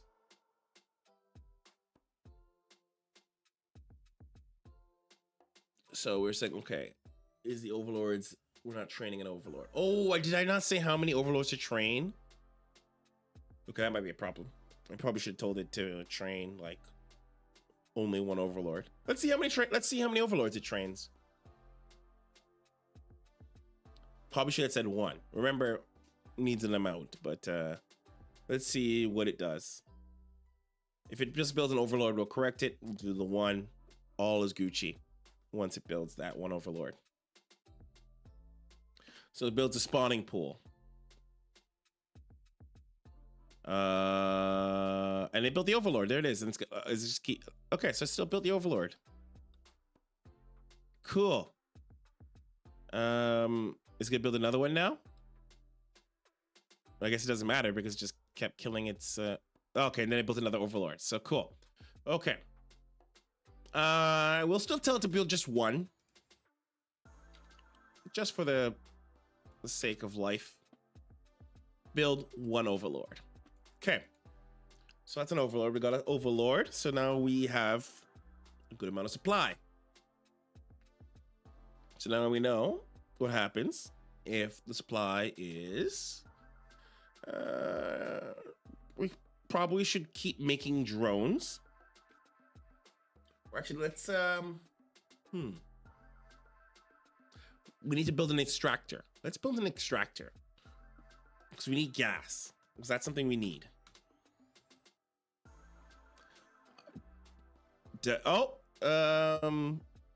Oh my God, you're right. Dog Tato is correct. So this is why it defaults automatically. See here, guys. So it says this stuff here says what the default is. It defaults to 1. So you don't have to tell it. You actually don't have to tell it 1. It automatically defaults to 1. 1 overlord. Okay, so let's get gas. So let's say build if we have no extractor, let's build one. Build extractor. So if you have no extractor, build an extractor. Oh, got ahead of myself there. So we're like, okay, we have no extractor. Build me an extractor. So extractor, as you might know, is the name of the building for gas. Now, I can't remember all the different ones. Refinery is Terran. Extractor is Zerg. Protoss is... Oh my god, what is the Protoss one? Okay. Well, rip. I don't remember these things at the top of my head, and you don't really need them to, like... Oh, it's in the library. It's in the dictionary. You'll find it in the unit type dictionary, so don't worry. But I don't specifically remember the name. Someone will shout it out, I'm sure. Okay, so this code actually seems kind of cool. We're gonna do it one at a time, just because I don't want to. Well, so we checked here. So we say, hey, if structures inside the structures called extractors, and in the amount of those equals 0. So if we have no extractor, we only need one. But if you want to do something that has like maybe double gas, you might have you want to change that logic. A simulator. That's the word. A simulator. A simulator. Okay, and so one thing you want to keep in mind too is that Zergs actually have Zerg units. Zergs actually take up their units to build things, so we actually have to check, or rather, I don't know if you have to check. I personally like to check if we have workers. So like, you obviously, if you have no workers for whatever reason, it would be bad. So yeah, workers is a catch-all for your mining, your units that do mining and gathering and building. So workers. It's a shortcut. This is another shortcut in the Python SC2. Because you actually could go self.unit type ID and then drone, but workers, much like town halls, is a shortcut. Okay, so now we're checking if there's workers. I am actually going to give myself a little bit of some shortcuts because... So we're gonna go self dot. We're gonna choose one. So we're gonna actually tell a random worker. We probably could just use build, but we're gonna go like this. So we're gonna actually say there's a couple ways of doing this. I'm gonna say self dot workers. I'm going to choose a random. So random is something you might end up using a lot. So what you're saying is self.work is random. So like choose a random worker. And in that random worker, build. So there's this thing called build gas. And what this does, as I have always understood it, is it means that it's going to look for a Vespian geyser. Optimum Vespian geyser, I cannot say. But it does means it's just like the build function, but instead it will build, you know, based on like, it'll look for the Vespian geyser. Now we can be a little bit fancy here and kind of choose which Vespian geyser, because you're gonna want to like, you can choose wherever, but we're gonna choose a little bit here. We're gonna say here, Vespian geyser. Oh, sorry, self dot Vespian. So as you can see, it's actually in the library, or I mean things like, you know, this is like the Vespian geysers, all the Vespian geysers on the map. So self dot Vespian geysers, all of them that exist. And then we're gonna choose the one that's closest to us. Is it geyser or geysers? Okay. I hope it's geysers. Closest to. What it says here is, hey, I want to get the Vespian geyser that is closest to. But who or what do we want it to be closest to? I think the first town hall might be good. What do you think? I'm thinking, yeah.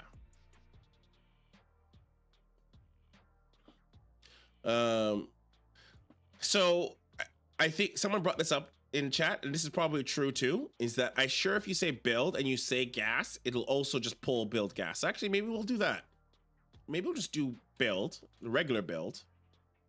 and just do extractor and see if it just pulls the gas.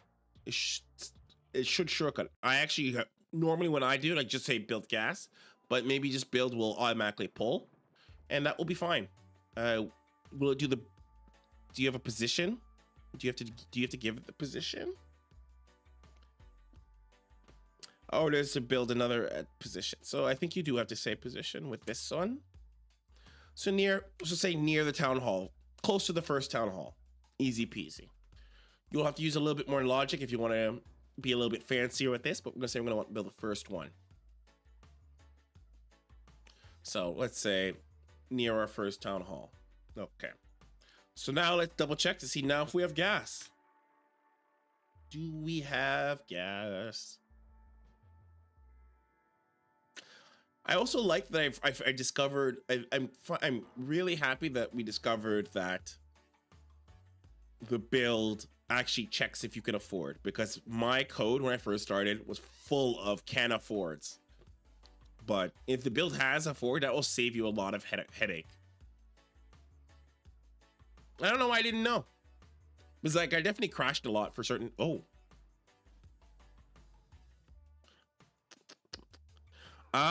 See where some logics happened here.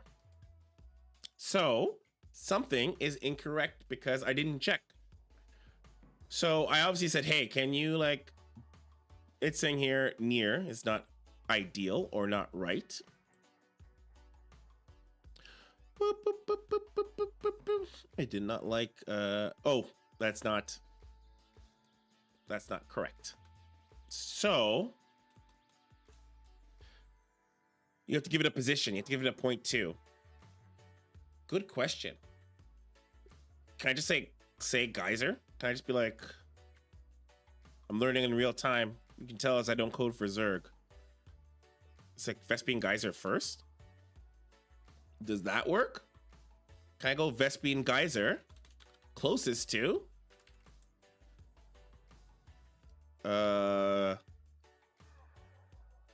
Yeah, can we like closest to self dot town hall first?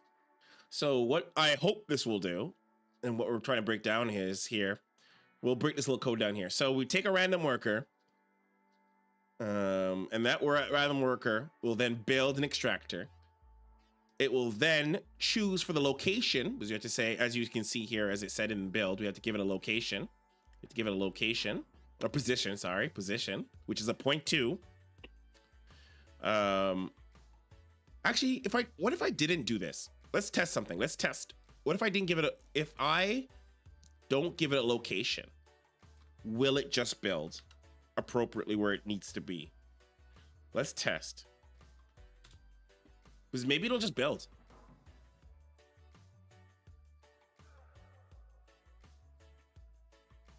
I probably should have put a little bit of gating to that too. Because do we want to build a gas? Do we want to build? Oh, when building gas structures, the target needs to be a unit. The Vespene Geyser, not the position of the Vespene Geyser. So we got a little bit of error. One thing I like about Python, I see too, so like, when building the gas structure, the target needs to be a unit, the Vespene Geyser, not the position of the Vespene Geyser. I mean, does that mean like interesting?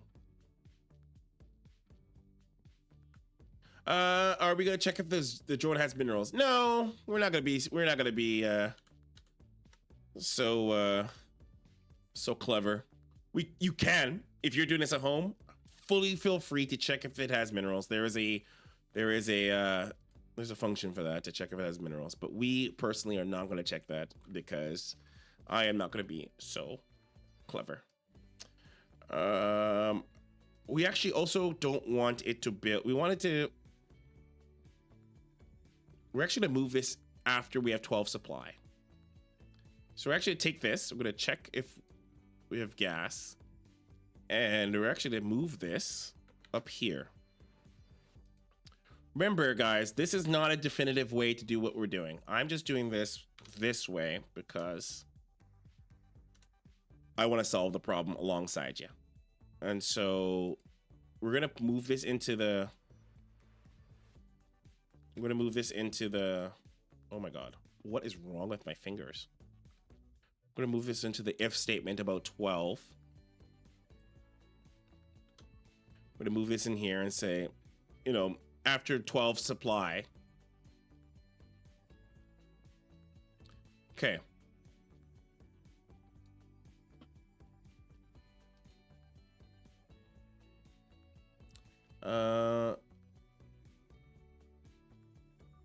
So let's say,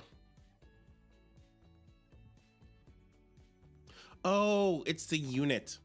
What the? You know, I've never, I guess build is interesting. Okay, let's try this again. So at this point, we're going to get a bit of, it's interesting because,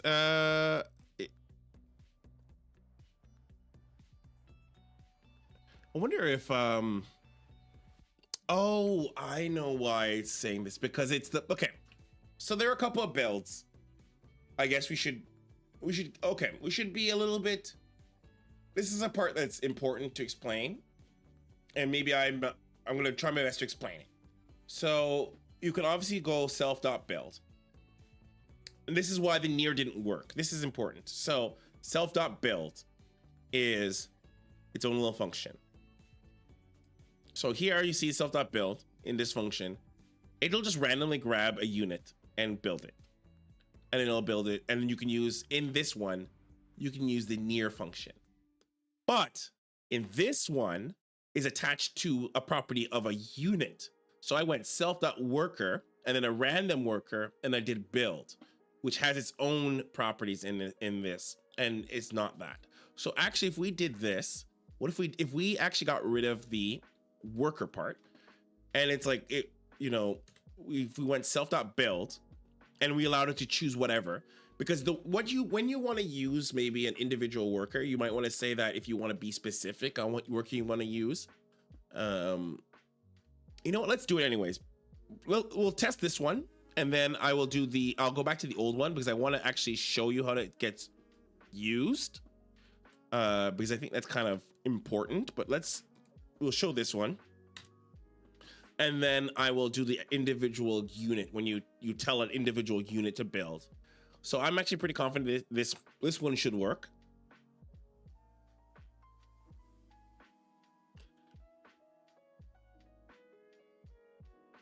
So it should actually use it as soon as it can afford, or maybe it won't. Maybe it won't build anything. Maybe it doesn't like me. Why won't you build the geyser, little bot? Why won't you build me a geyser?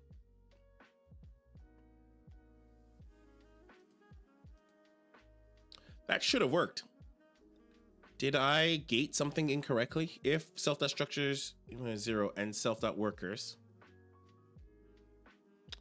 that actually should work. Question mark.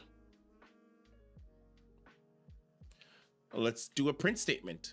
We'll teach you now how to test.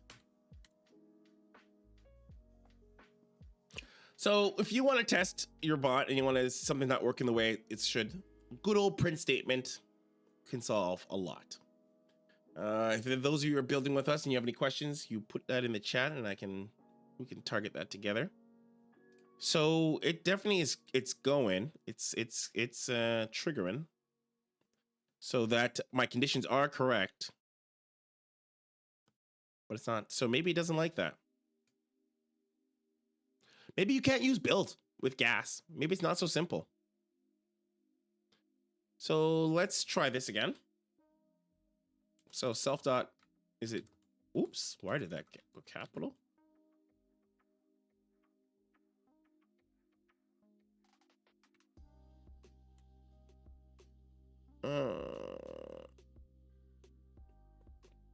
Self dot gas buildings.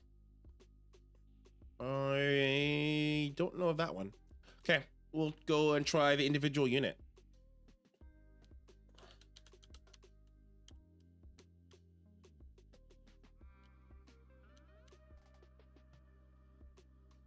Okay, so self.worker random build extractor. We'll try to get that one working later, but I'm actually curious to see if we can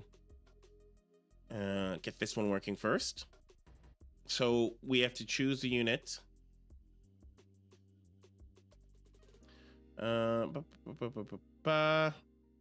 actually, as an example here, so SV.build refinery, and then target Vespian Geyser.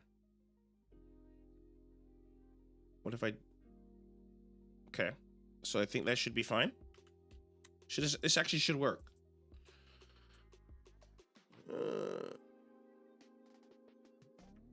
Let's see this one. I feel like you can do self.build in a geyser, but oh, there it is. Okay, that worked. It worked. Cool. Though it's not building the spawning pool now, but whatever. It worked. Something's off, but okay. So we got the extractor working. No word on why it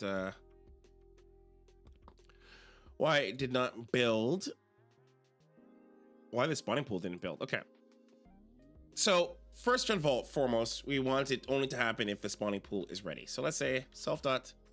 We don't need to build gas before a spawning pool. So we're gonna say if. I should maybe just make spawning pool a universal. That's fine. Let's do this. Structure spawning pool ready. So once there's a spawning pool and the structures, let's also make it the same as well as we did with spawning pool. You know, you don't want it if you're already pending. We don't want one. You know, we don't want to do.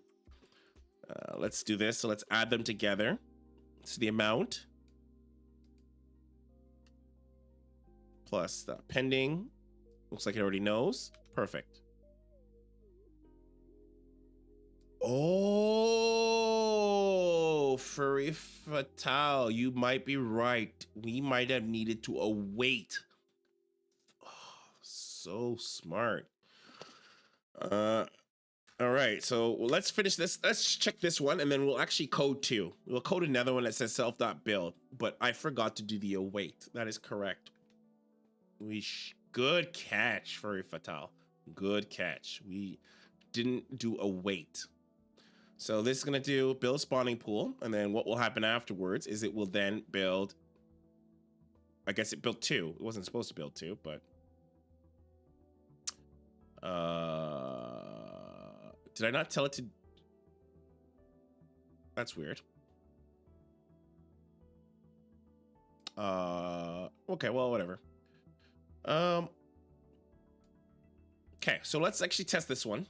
That is a good catch. We're gonna actually make another one.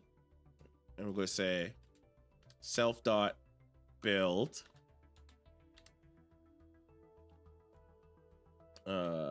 Await, sorry.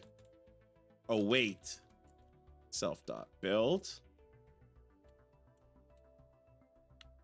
Unit type ID extractor. And then we'll just say closest to. Near town hall first.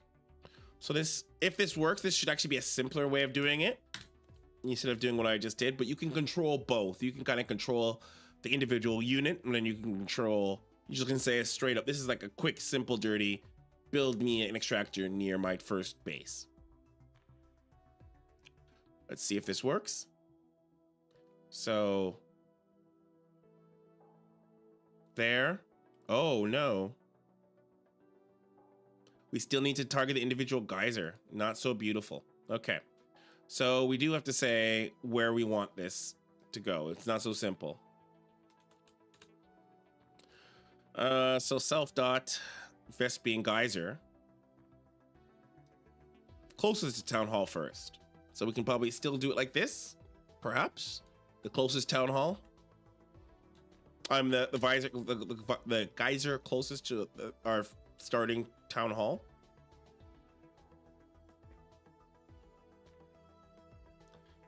Wasn't going to be so simple.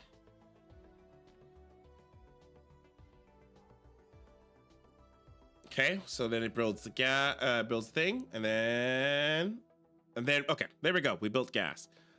I'll be honest in saying somewhere my logic doesn't, it building 2 gas, I really only needed to, you know, do 1, but the world isn't going to end if it builds 2. Okay. So now we got 2 gases. So I'm going to actually teach you something. We're going to want to, so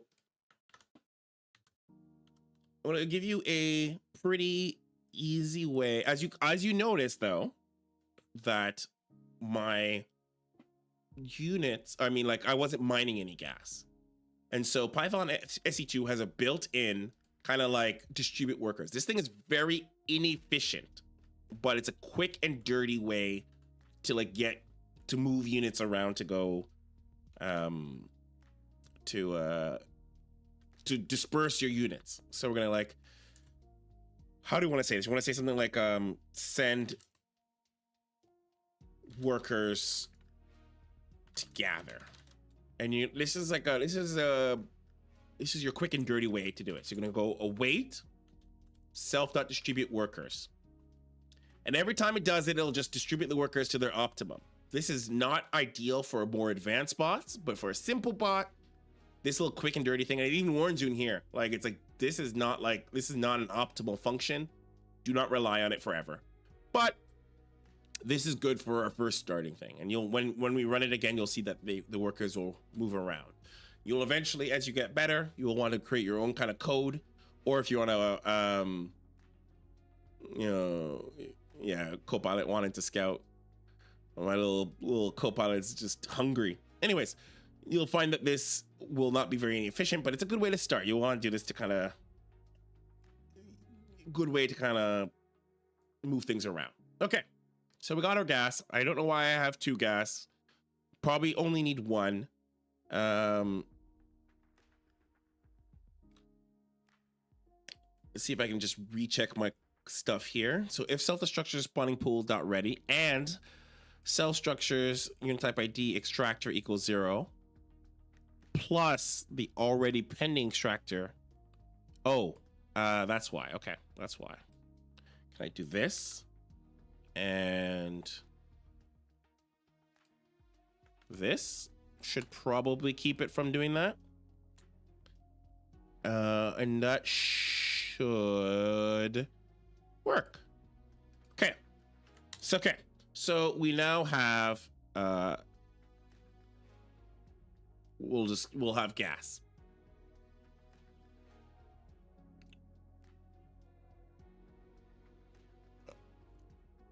So we'll just double check. Spawning pool pops out.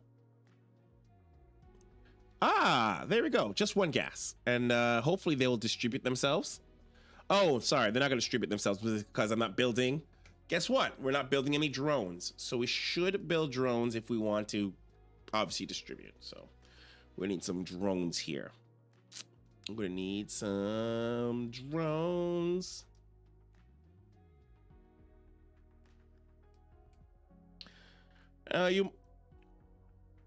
We'll put it at the top, just under here. So build drones.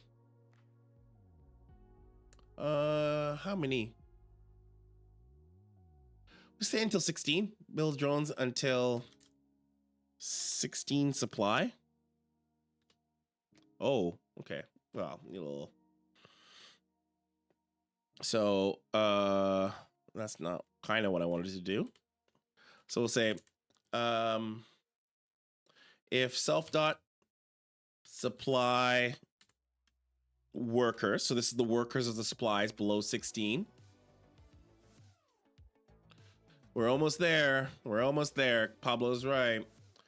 Just build drones. So we'll say if there's for below, if you mount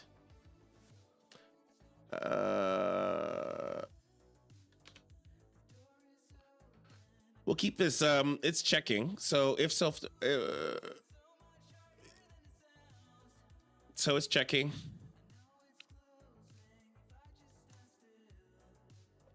It's true, actually we should be ending up this just in a little bit, but we're almost there. We're almost done. So now we're going to be building workers until 16. And if we've done this correctly, we'll start collecting.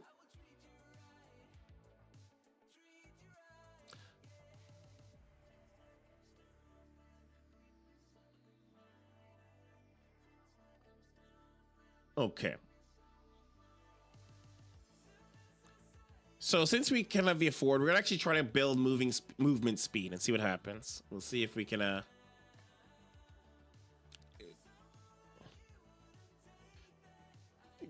So now it's building the spawning pool.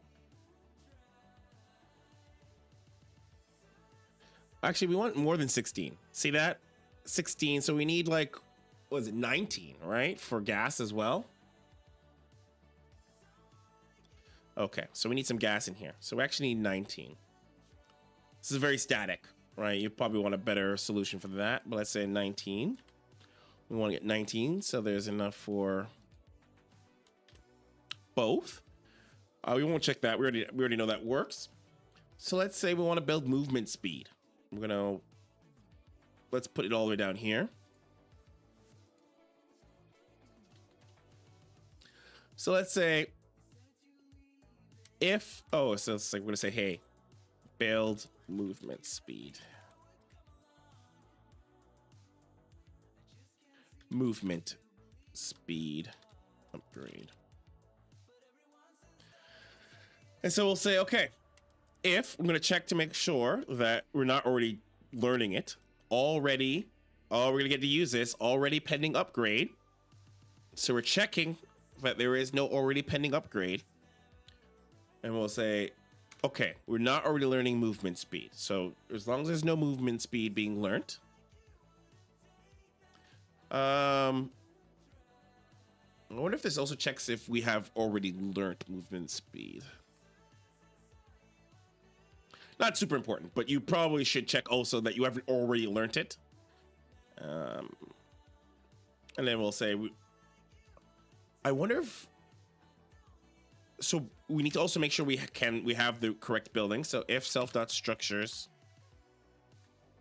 the spawning pool, which is what we need is the spawning pool, is ready. And then we're like, okay, self.research movement speed. So just to break down again, so you know what we did here is we checked first if there is anything, if we're already learning anything. Just like you saw before where we did already pending with buildings, we can also check if there's anything with the upgrade. Same thing. And then we checked if movement speed, as someone pointed out, Zergling movement speed is the shortcut name. And if you want to go through the library, I highly recommend it. It can be a little tedious, but it's good to kind of get an idea of all the things. Sometimes you can do something like this. And you just like dot, and you can just go down all the available stuff, or you can kind of guess. So like, let's say Zealot, or it's not gonna do that. Zergling, attack speed, See, you can look down here. You can just start typing, and you'll get like little hints. So Zergling movement speed. And if you have an AI, it'll probably know what you're asking about. Maybe. Okay. Okay, so we may be done. Perhaps. Maybe. Doug Toto says is that it already returns 1. Though I'm not. The thing is, though, I put pending, so I don't know if pending already take return 1 if there's already one that's been learned. Okay, so now we have gas. We've learned gas. Are we learning the? Oh, we're researching it. Metabolic boost. Metabolic boost is being researched. And so now we have speed links.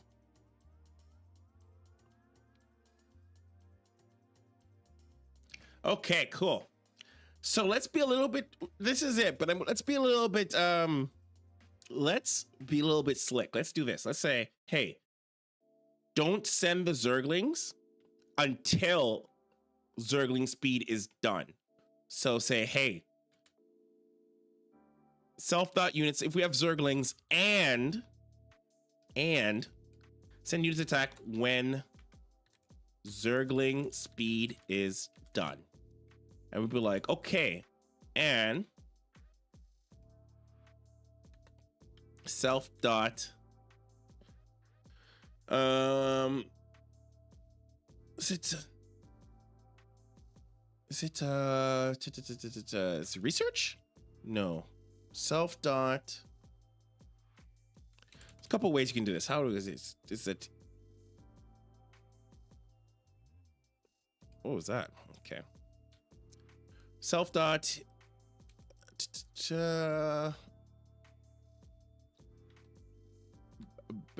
Ability ID? No. Oh, upgrades. Maybe upgrades. So already pending. You can on upgrade complete. Already pending upgrade. You don't want to say the dog test says already pending will actually produce a 1, but I feel like there's a better one. I want to see if it's complete.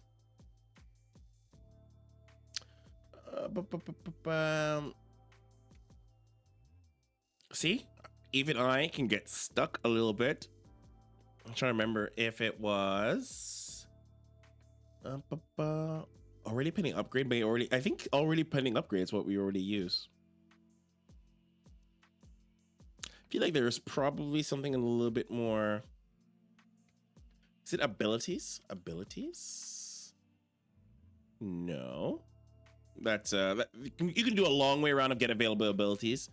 I don't know if I want to do that one specifically. So on upgrade complete is actually a trigger. So we don't want to do on upgrade complete. So that's not going to be the one we want to do because that's going to, you could use that to actually listen in to see if it's done. I'm trying to remember so structures, is it abilities or is it upgrades? Upgrades? I mean, we could just use already pending upgrade, but I feel like there is a better way to do this. Maybe it is get available up. It actually might be get available upgrade. No. That's for an individual unit. We don't want to do that.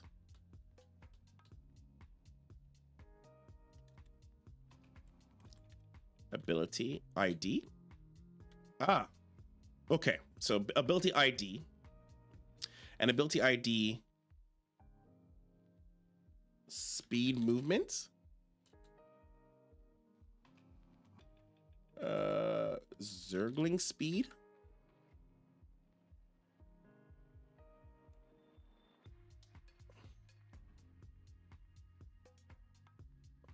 I mean, ability ID research Zergling boost.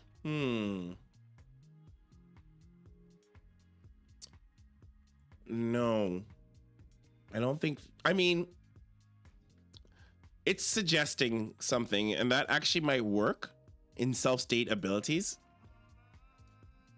What if we say and self.state abilities? We're getting a little fancy here. I don't know if this actually. No, that's okay. That's not right either. I mean, we can just do I guess we could actually just do this already pending upgrade. I mean, that might be the right way. I feel like there's a simpler way, but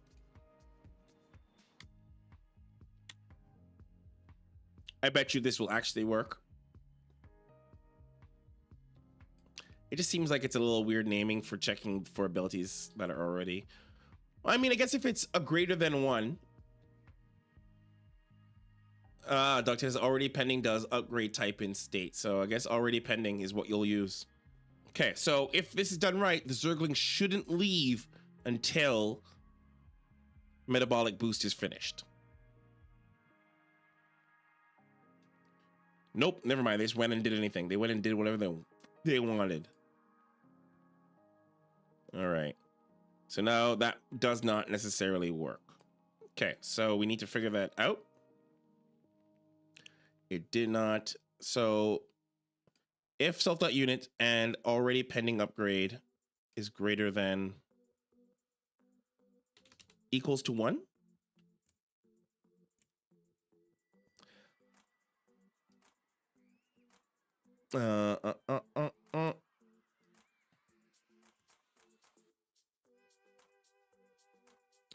We do need a queen. Yes, we do need a queen. We do need a queen. We'll make a queen after this. Let's see if this works, and then we'll make a queen. We want to make sure these units don't run off. Don't leave until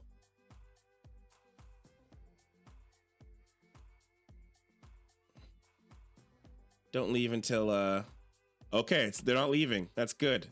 So what should happen is when metabolic boost is done, then they run off. And then they're gone. Look at that. Okay. These little boys. So spicy, little kids. All right.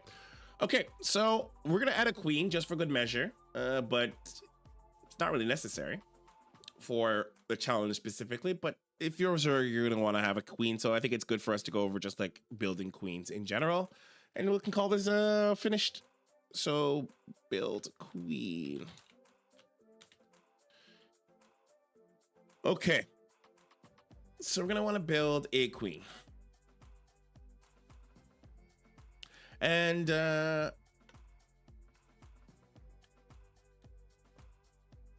so we want to build a queen. Where do we want to build this queen? What's gonna be a good part to put her? Maybe we want to put it under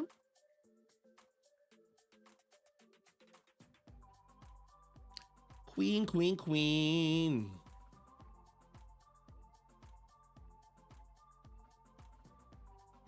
Let's go put it where in the spawning pool.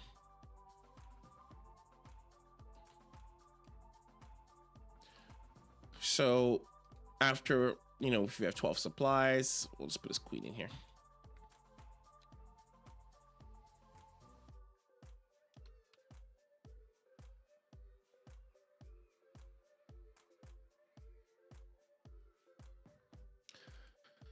So yeah, it does come from the hatchery. I just wanted to put it in my my sames. Yeah, no, queens do not require larvae. They are a larva. So we're gonna do a little bit thing with the queen here.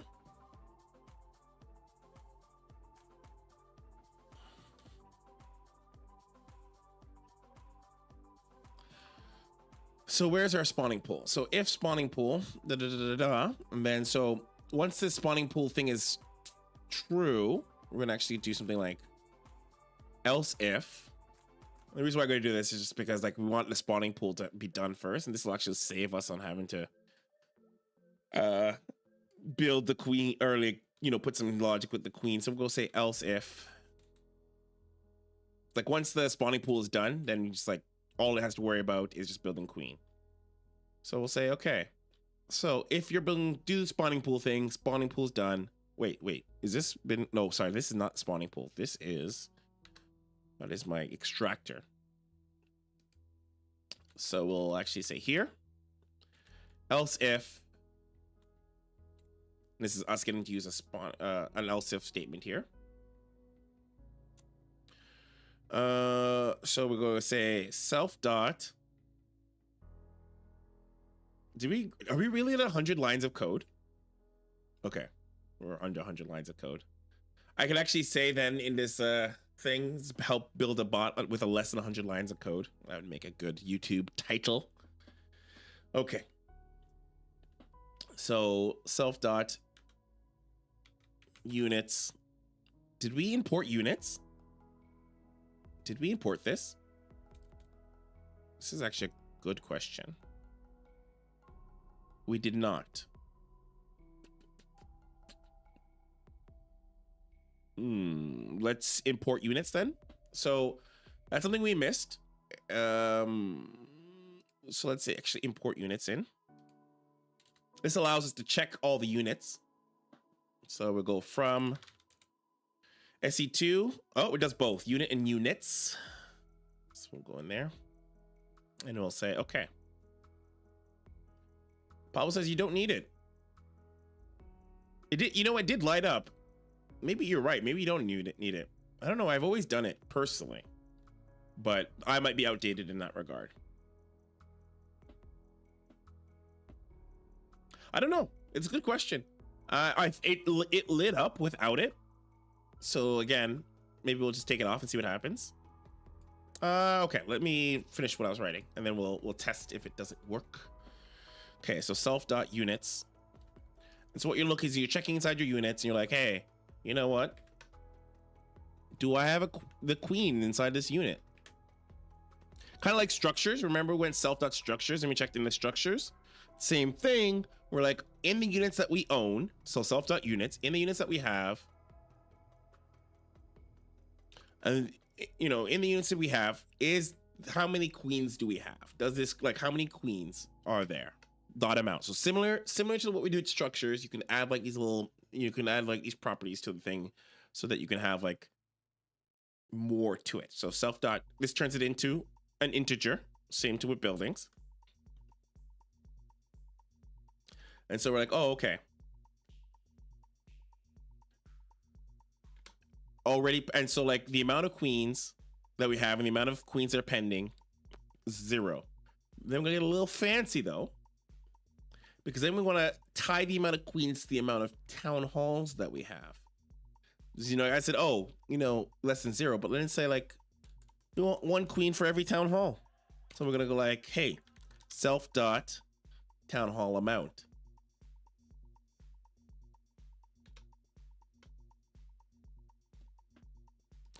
And since we did the else if under the spawning pool, it should work as long as it will automatically do it once the spawning pool, that it's no longer true that there's no spawning pool.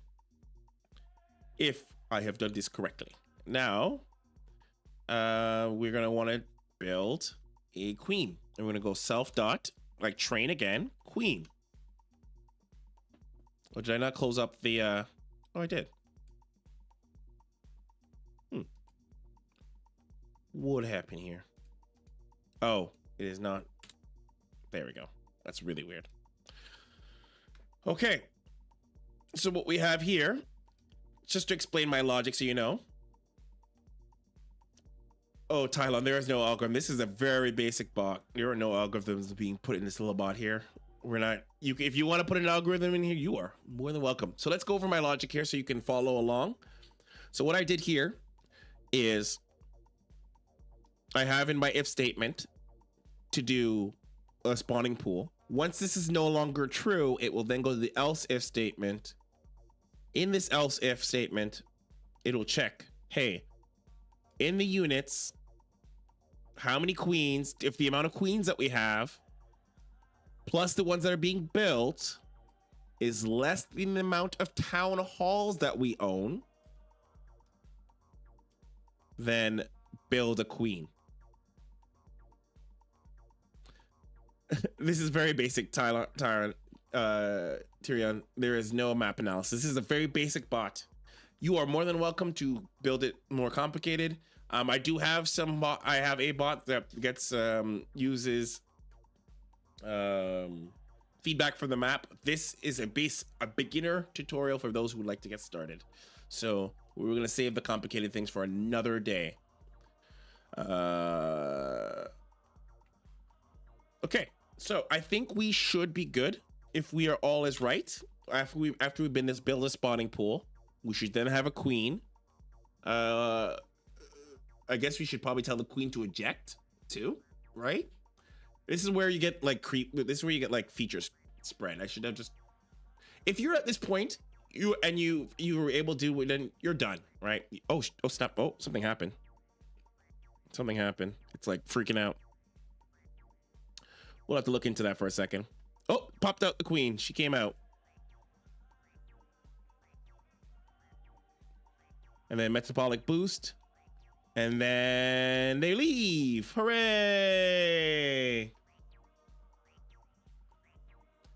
Okay. So cool. We got an error here. What's this? Was that for the queen? Maybe I do have to I guess that's for the queen. Oh, okay. That was for the queen. It's a warning. So I get freaked out about warnings. So let's just say, we'll say if spawning pool exists. I was hoping I was gonna be clever and just not have to do that. So self.structures spawning pool is ready.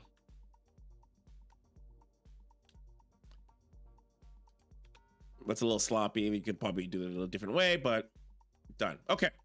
And then the last part is we're going to tell this queen to inject if she exists. If this queen exists, then she should inject, right?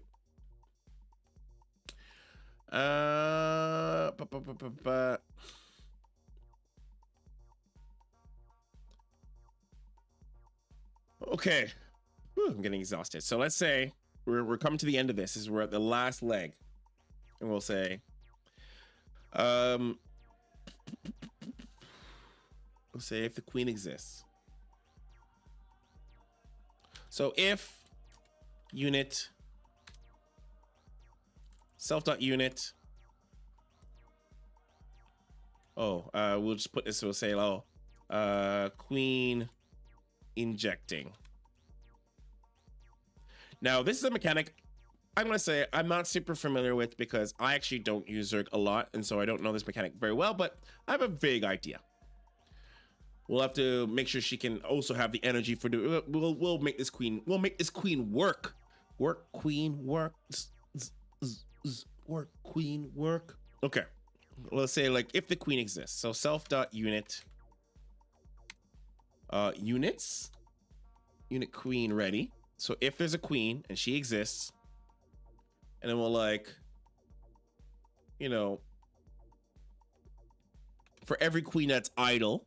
So we're doing another for loop. So for queen in the self.unit's queen that are idle, they're not doing anything. And then we'll say, hey, if that queen also has like energy. So this is important. We're checking the energy. So energy is a property of the unit queen. And you can do this with any, it doesn't have to be the queen, any unit, you can check their energy. We'll say it's greater than, I think it's 25. I don't even remember. Okay. So I'm going to say 25 is what we need to inject, but I'm not 100%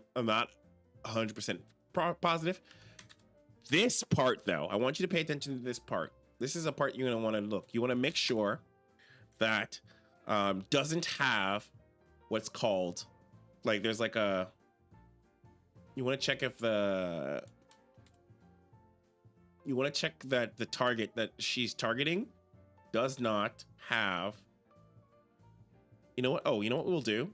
Let's give her a, let's have like a main.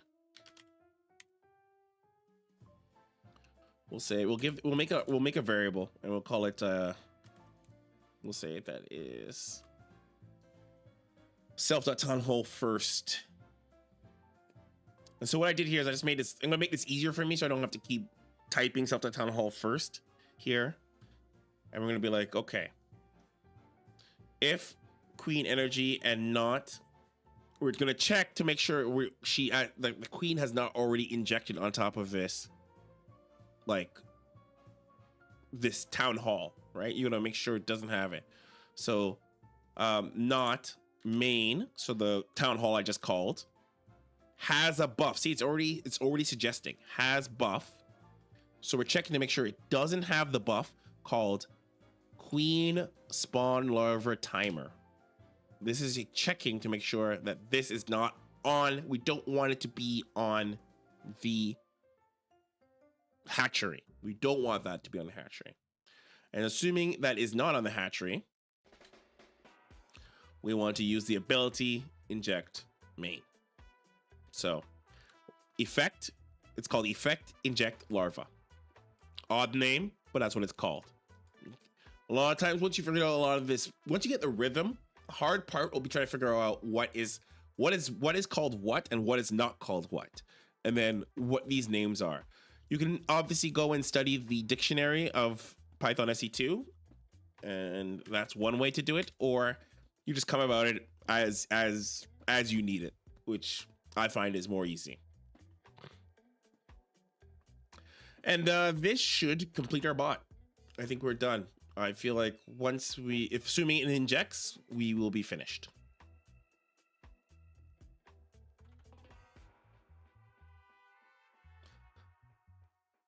Whew. Okay. I think this is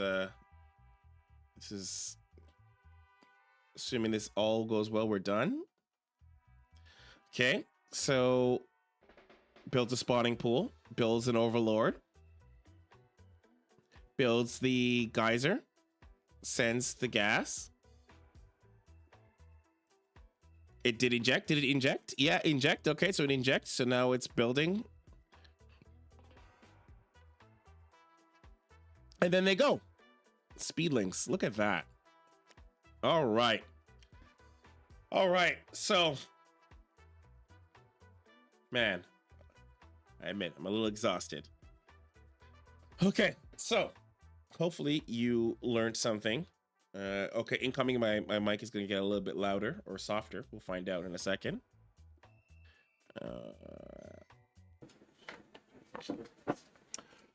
So hopefully you learned something. Hopefully that made sense to you. You figured it out, and hopefully you tried it on your own. You didn't just watch this and did it. But if so, it's okay. I guess I will also put this bot. I'll put a link to its. Repo. Feel free to go through it.